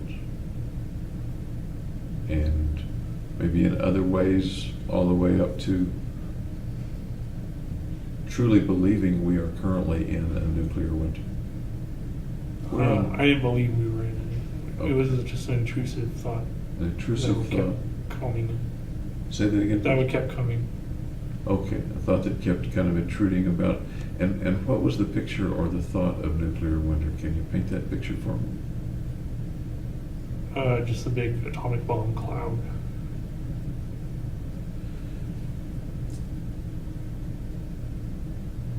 There's an atomic bomb cloud. And my picture of nuclear winter is different from the atomic bomb exploding. But maybe that's not the same picture you have. That's the picture I have, is the atomic bomb cloud. Is the exploding? Yeah, the exploding. Okay. And what happens with that atomic bomb cloud? Do you see the cloud? What else is there? It just disintegrates everything. I'm sorry? It disintegrates. Everything, Yeah. including you? No, I can't. I don't see any people in it. I just see like buildings and stuff. Where do you suppose the picture comes from? Does it all come from inside you, or some movie or book or video game? No, because I watch the History Channel. I've seen. There are lots of atomic bomb clouds Yeah. pictures around, aren't there? Okay. All right. So, that was one of the characteristics of 14 you. more to go. Another one that was that you're a very interesting person. I don't know about that one. Sounds like flattery. You find that flattering? Yeah. Okay. How might you be an interesting person?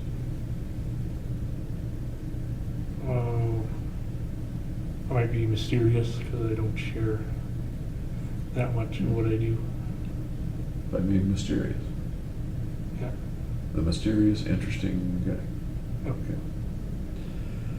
Any other reasons that people might find you interesting?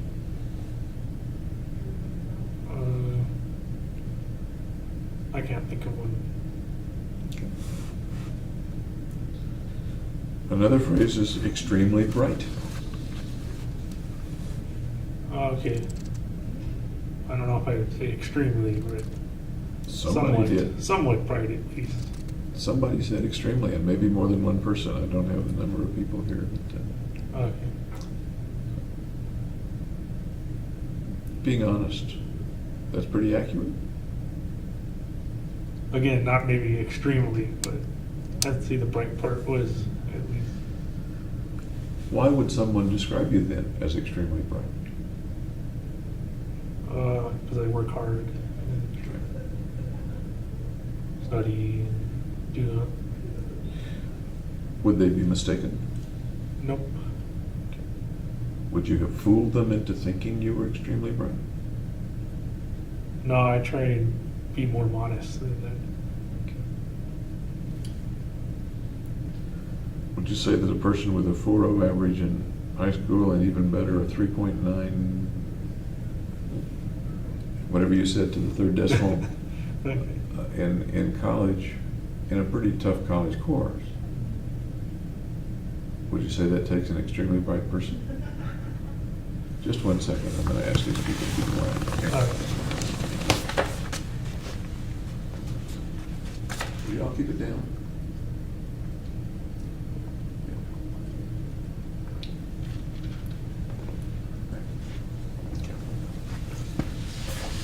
get me waving at them.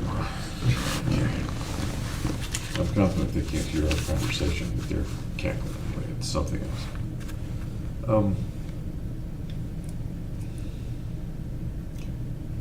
Another phrase that we've covered a little bit, I guess.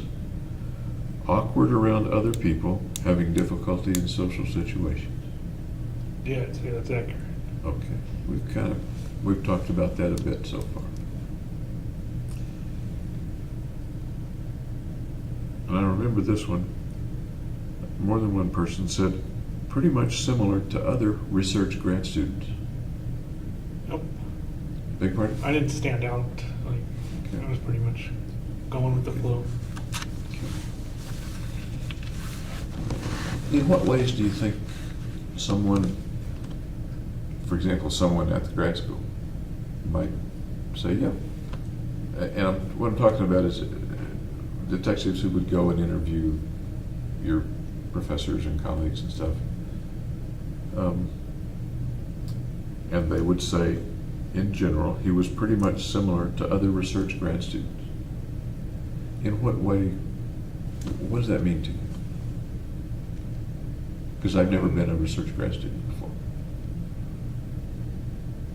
That I was studious and hardworking. Okay.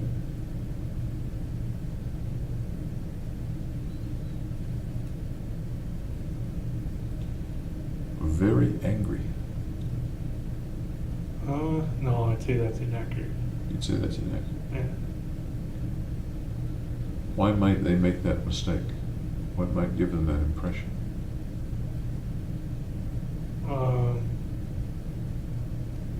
If they interpreted my awkwardness to anger, I guess, would be one way.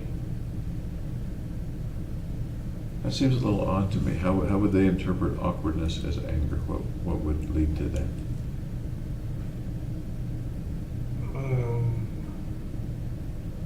I don't know, that's why I said it was inaccurate, that they said I was angry. Were there people over the last few months or so leading up to July 20th of 2012, people that you told you were angry? No, I never told anybody I was angry. Okay.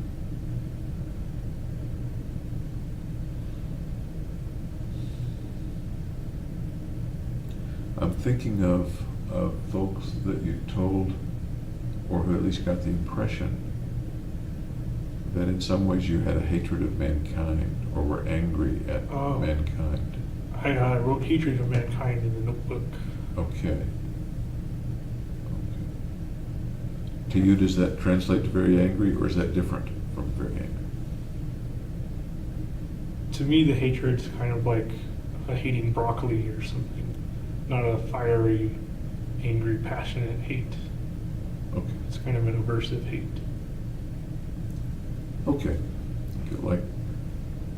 Like hating broccoli versus a fiery, passionate hate. Tell me about the hating broccoli kind of hate of mankind. Well, I just don't want to eat broccoli, so I kind of avoid it, be averse to it, instead of being like angry at broccoli and like chopping it up or something. Reminds me of the Saturday Night Live skit about chopping broccoli, but you never. Oh, I never thought. Do you remember that? Okay. No. But how does that translate to a feeling about mankind? The hatred? Mm-hmm. I think it's just because I'm different. I felt hatred towards mankind. I'm not quite following you.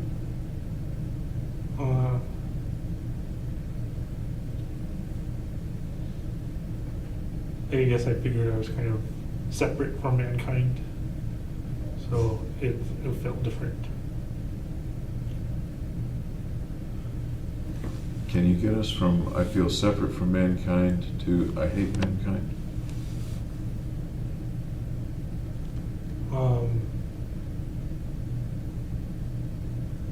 Well, again, it's more of being adverse to mankind, kind of wanting to be alone, solitary. I'm thinking, and again, just my thought, I hate being with mankind. I hate being around them. Is that close, or is that not close to what you're That's talking pretty close, yeah. about? Because they make me feel uncomfortable, you know.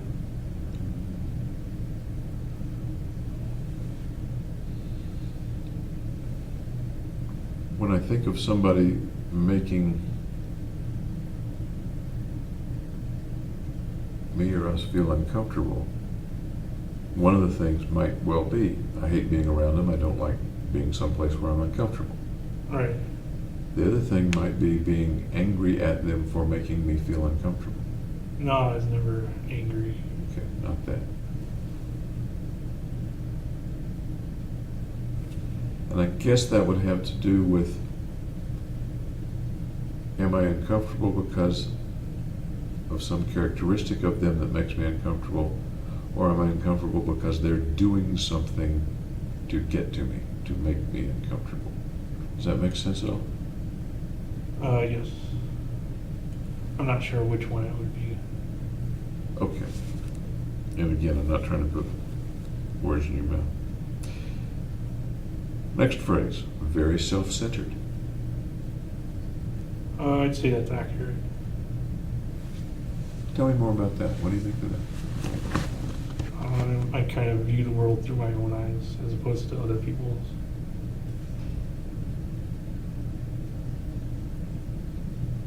Tell me more about how James Holmes was very self-centered, or is very self-centered for that matter.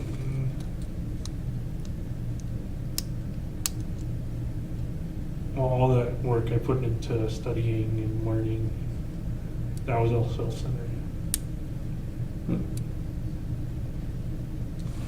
In what way? Tell me more.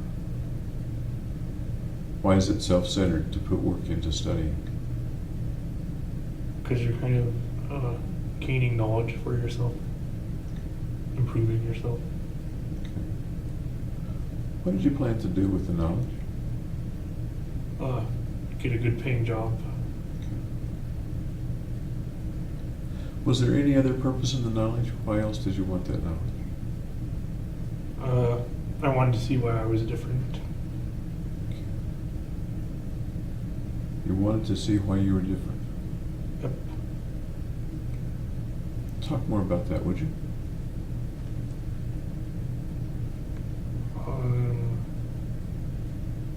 Well, I was interested in the differences between like normal people and people who are different.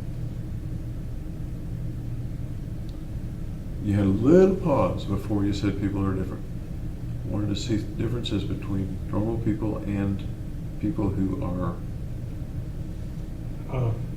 Outside the norm, I guess. Can you be more specific as you apply it to yourself in college, high school?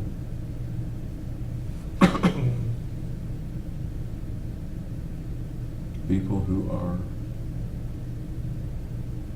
I guess, mentally ill and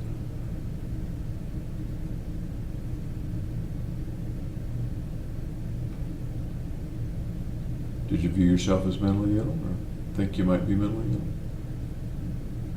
ill? Sometimes. In what way? In the social awkwardness, in the intrusive thoughts. Social awkwardness we've talked quite a bit about so far. How about the intrusive thoughts? Which intrusive thoughts? The violent ones. Okay. Any intrusive thoughts that you haven't mentioned? Or the saw, the nuclear winter? What else? Ultimately, the guns. What were the intrusive thoughts about the guns? That I should shoot as many people as possible. How do you feel as you tell me that? Your voice dropped just a little bit. Not good. make you nervous to talk about it, or Yeah. what's the feeling? Makes me nervous. Okay. I appreciate you talking about it. Okay. And I know it's inside. I know the thoughts have been there. So they're not a secret between you and I, but I'd like very much to understand them more. And you're the key to helping understand them more. Okay. Appreciate that.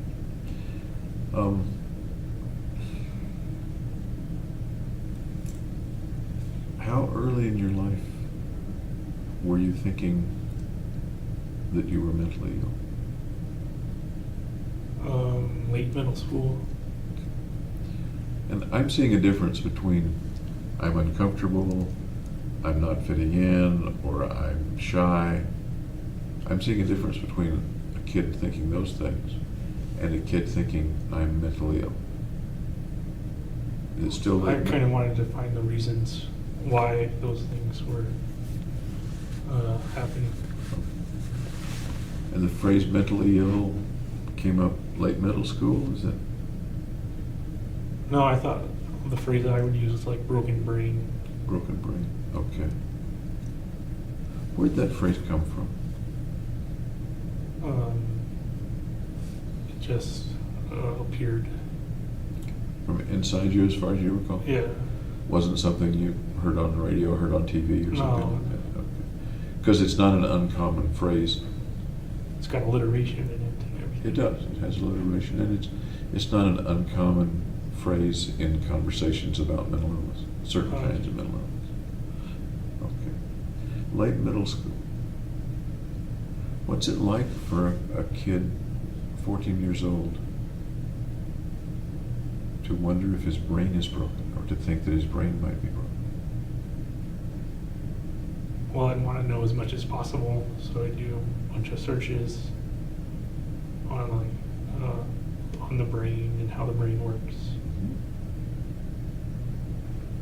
At the time, if you remember, were you pretty sure it could be fixed or couldn't be fixed, or you didn't know? I didn't know if it could be fixed or not. And what did broken brain mean? What's the picture in that 14-year-old's mind of broken brain? That normal people's brains work their way and my brain works my way.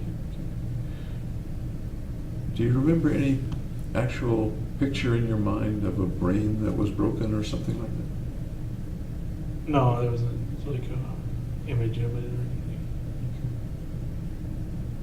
So what did you do back when you were that young?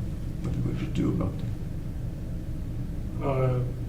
I like sought career options which would kind of be related to that. So that's like one of the reasons I went into neuroscience. One of the reasons. Yeah. What were some of the other reasons? Well, there's nothing more important than the brain in like daily life, I guess. Okay.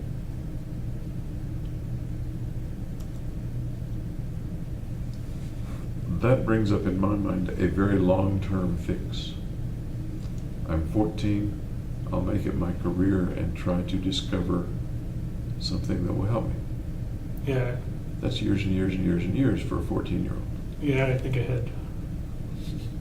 Was there any way to help you or to make you feel better when you were 14?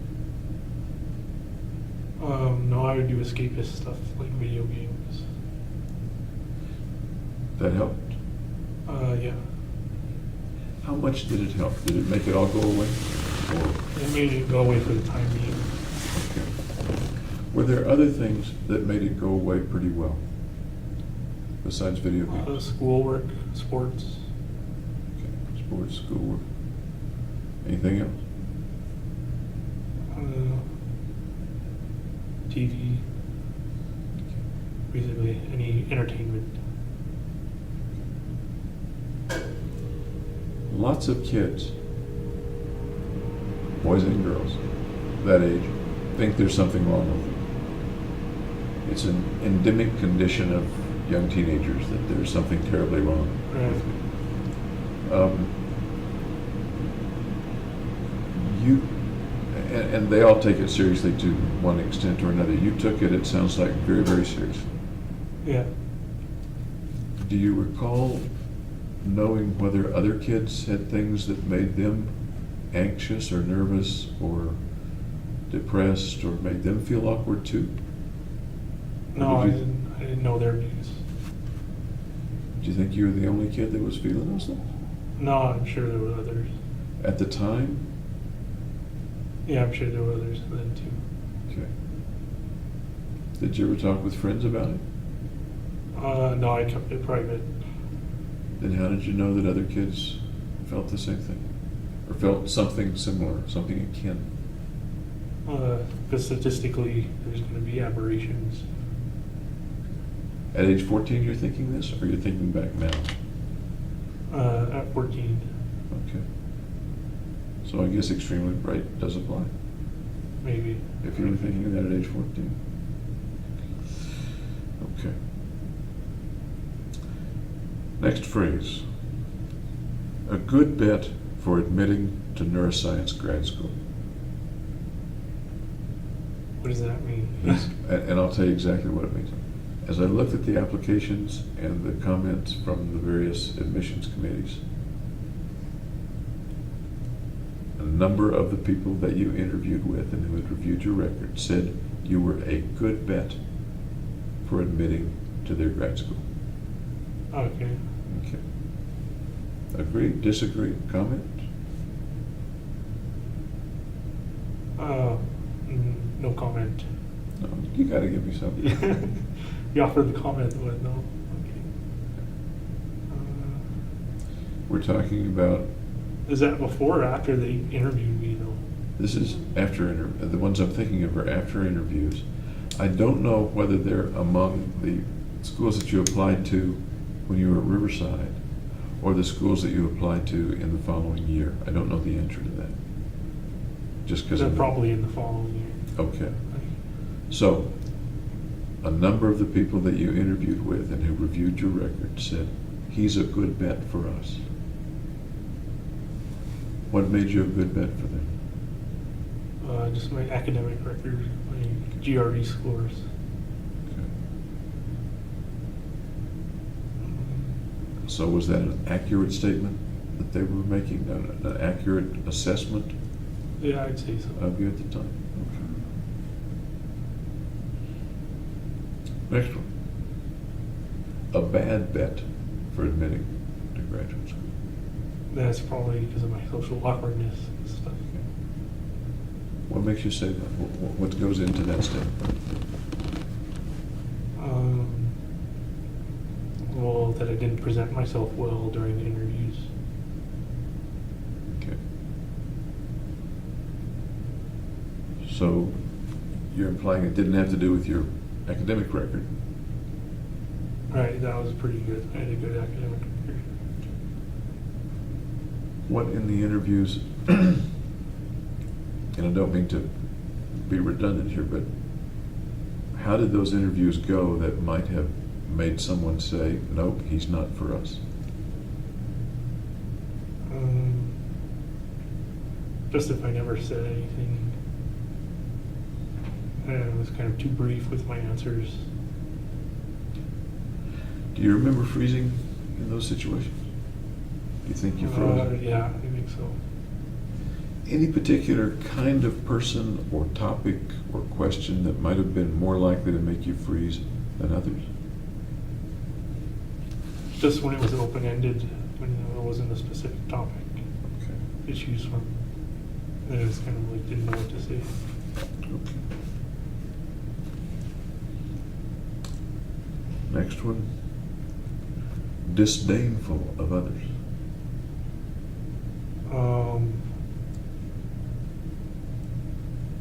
I would say like in my mind, but not outwardly. Okay. So in your mind, tell me about disdain for others. That kind of goes back to the hatred of mankind. Okay. A little more, please.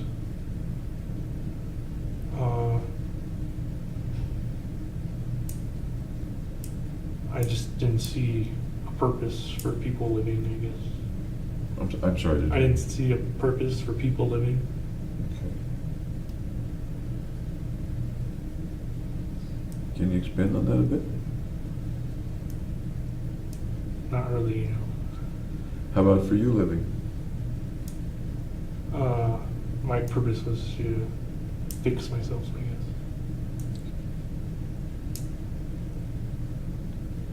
Didn't see a purpose for people living. What purpose might you have seen if it had been there? What purpose might you have been looking for that you didn't find? Raising a family, you know, living a cookie cutter life kind of thing, I guess.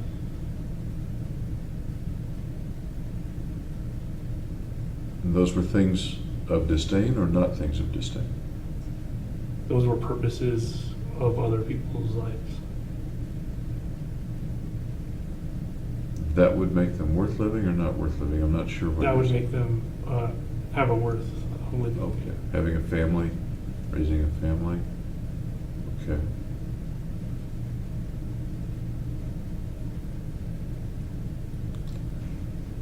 The disdainfulness, you said inside but not And I expressed. wasn't outwardly aggressive toward anybody or anything like that. Aggressive's a little different from disdainful. Why did you say aggressive, not outwardly aggressive? Because I'm more passive than aggressive. Okay.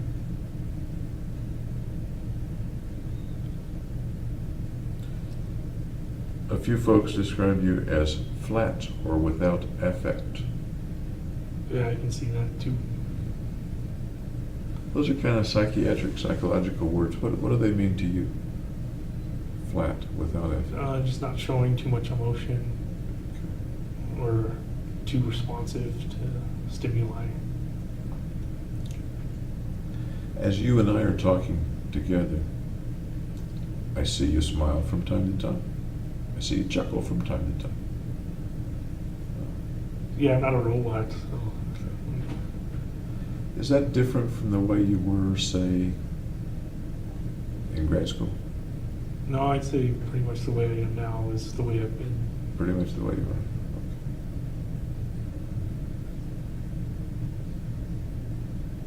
Okay. Avoiding tough personal questions or personal answers.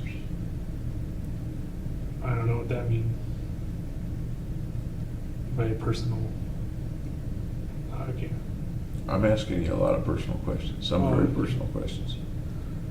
Do you see yourself kind of avoiding those? Or avoiding the answers to them? No, I try and respond to them, Okay. figure them out. Okay. Why'd you say believe it or not? What? Did you say believe it or No, not? I didn't. Or did I misunderstand you? I might have misunderstood you. Okay.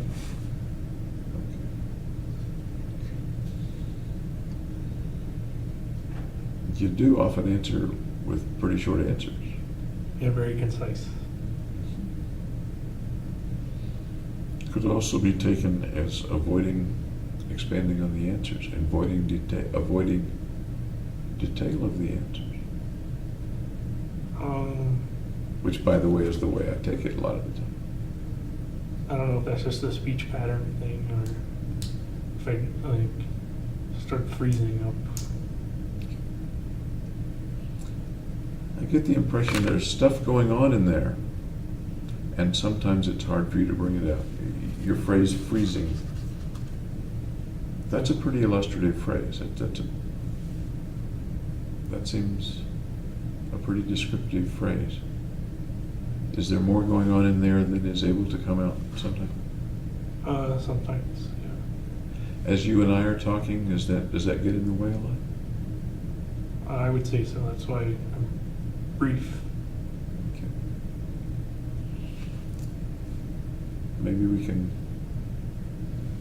make that better as we get to know each other a little better over the next few days. Okay. Last one. Paranoid.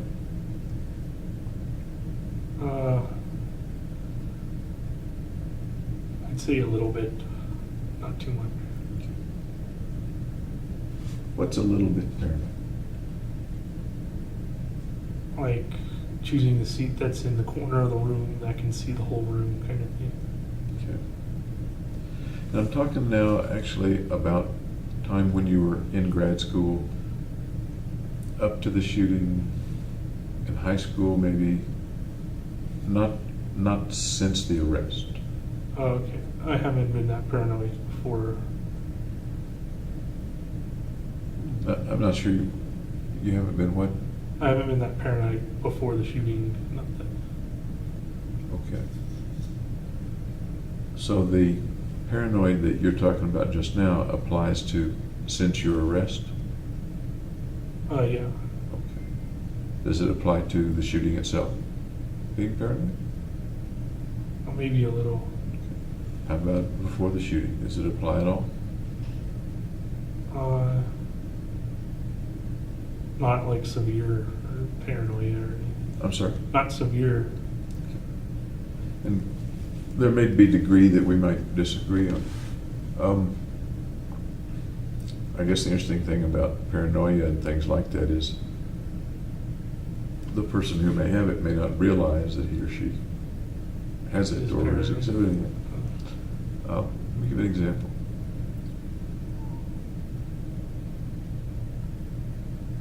At the shooting range in Byers Canyon, Yeah.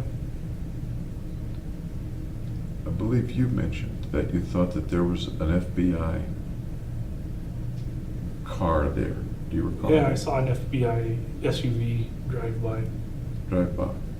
How did you know it was an FBI SUV? It said FBI on the side. I guess that's not paranoid then, is I it? don't know. Really says FBI? Yeah. Okay. All right. As you were going into the theater when the shooting occurred,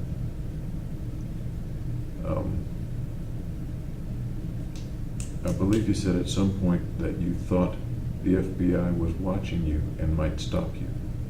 Do you recall that?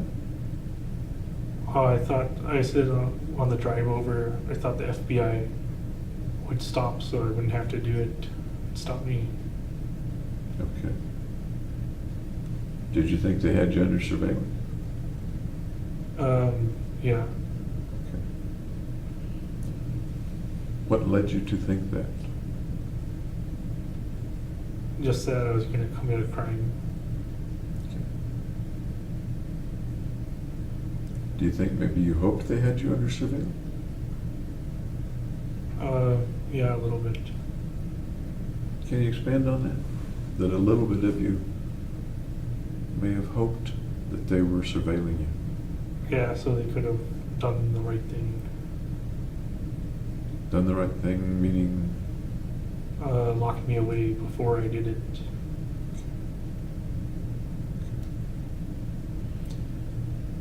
and we will get into this in a little more detail tomorrow or the next day, but when you were visiting with Dr. Fenton,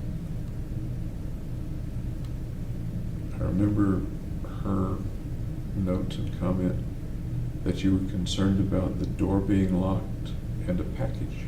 Do you recall that? Yeah, she locked me out of her little reception area, and she was carrying a bag. What did you make of, at the time, not necessarily looking back, but at the time, if you recall, what did you make of the door being locked? That she was afraid. Afraid of? I'd sent an emoticon that showed like one figure punching the eye of another figure. And it was supposed to be me, though, who was the one getting punched, because she'd forgotten my last name.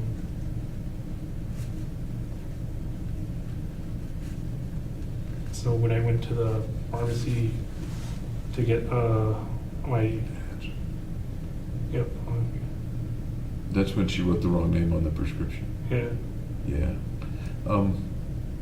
Was it the next visit that the door was locked? yeah, it was the next visit after I'd said Okay.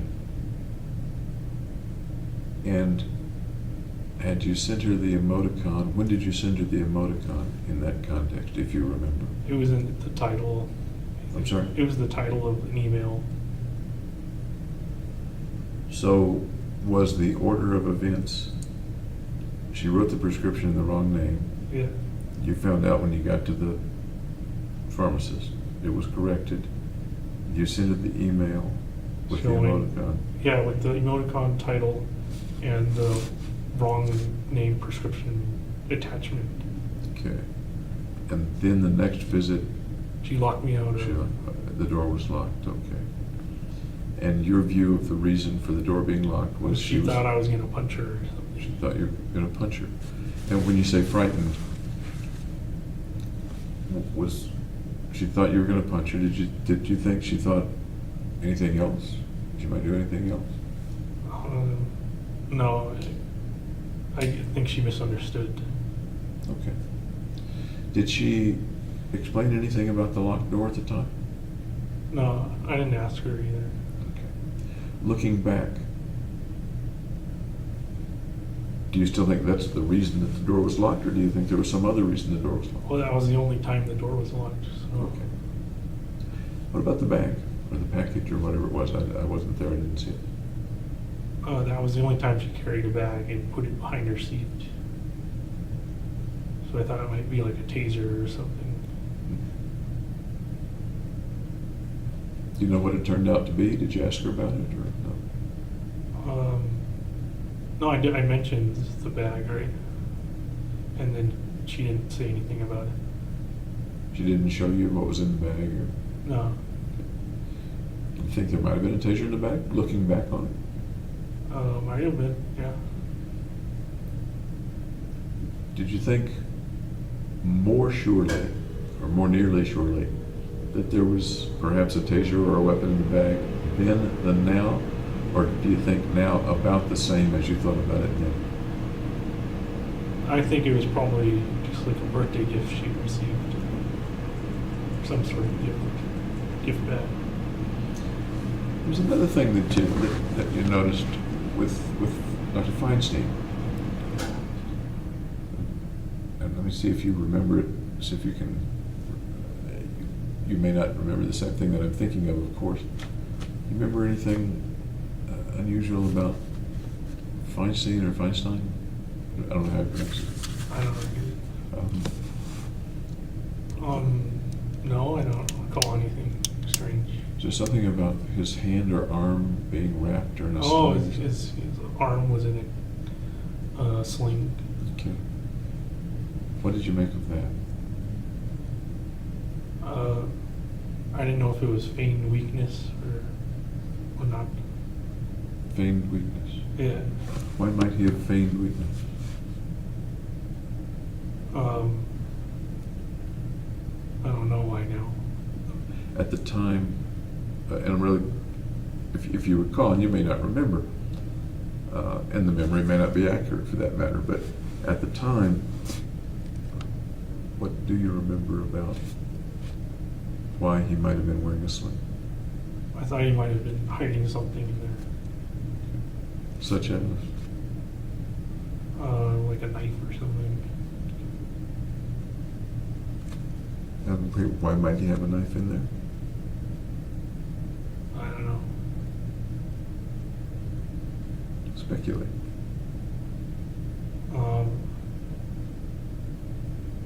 So he could be in control of the session.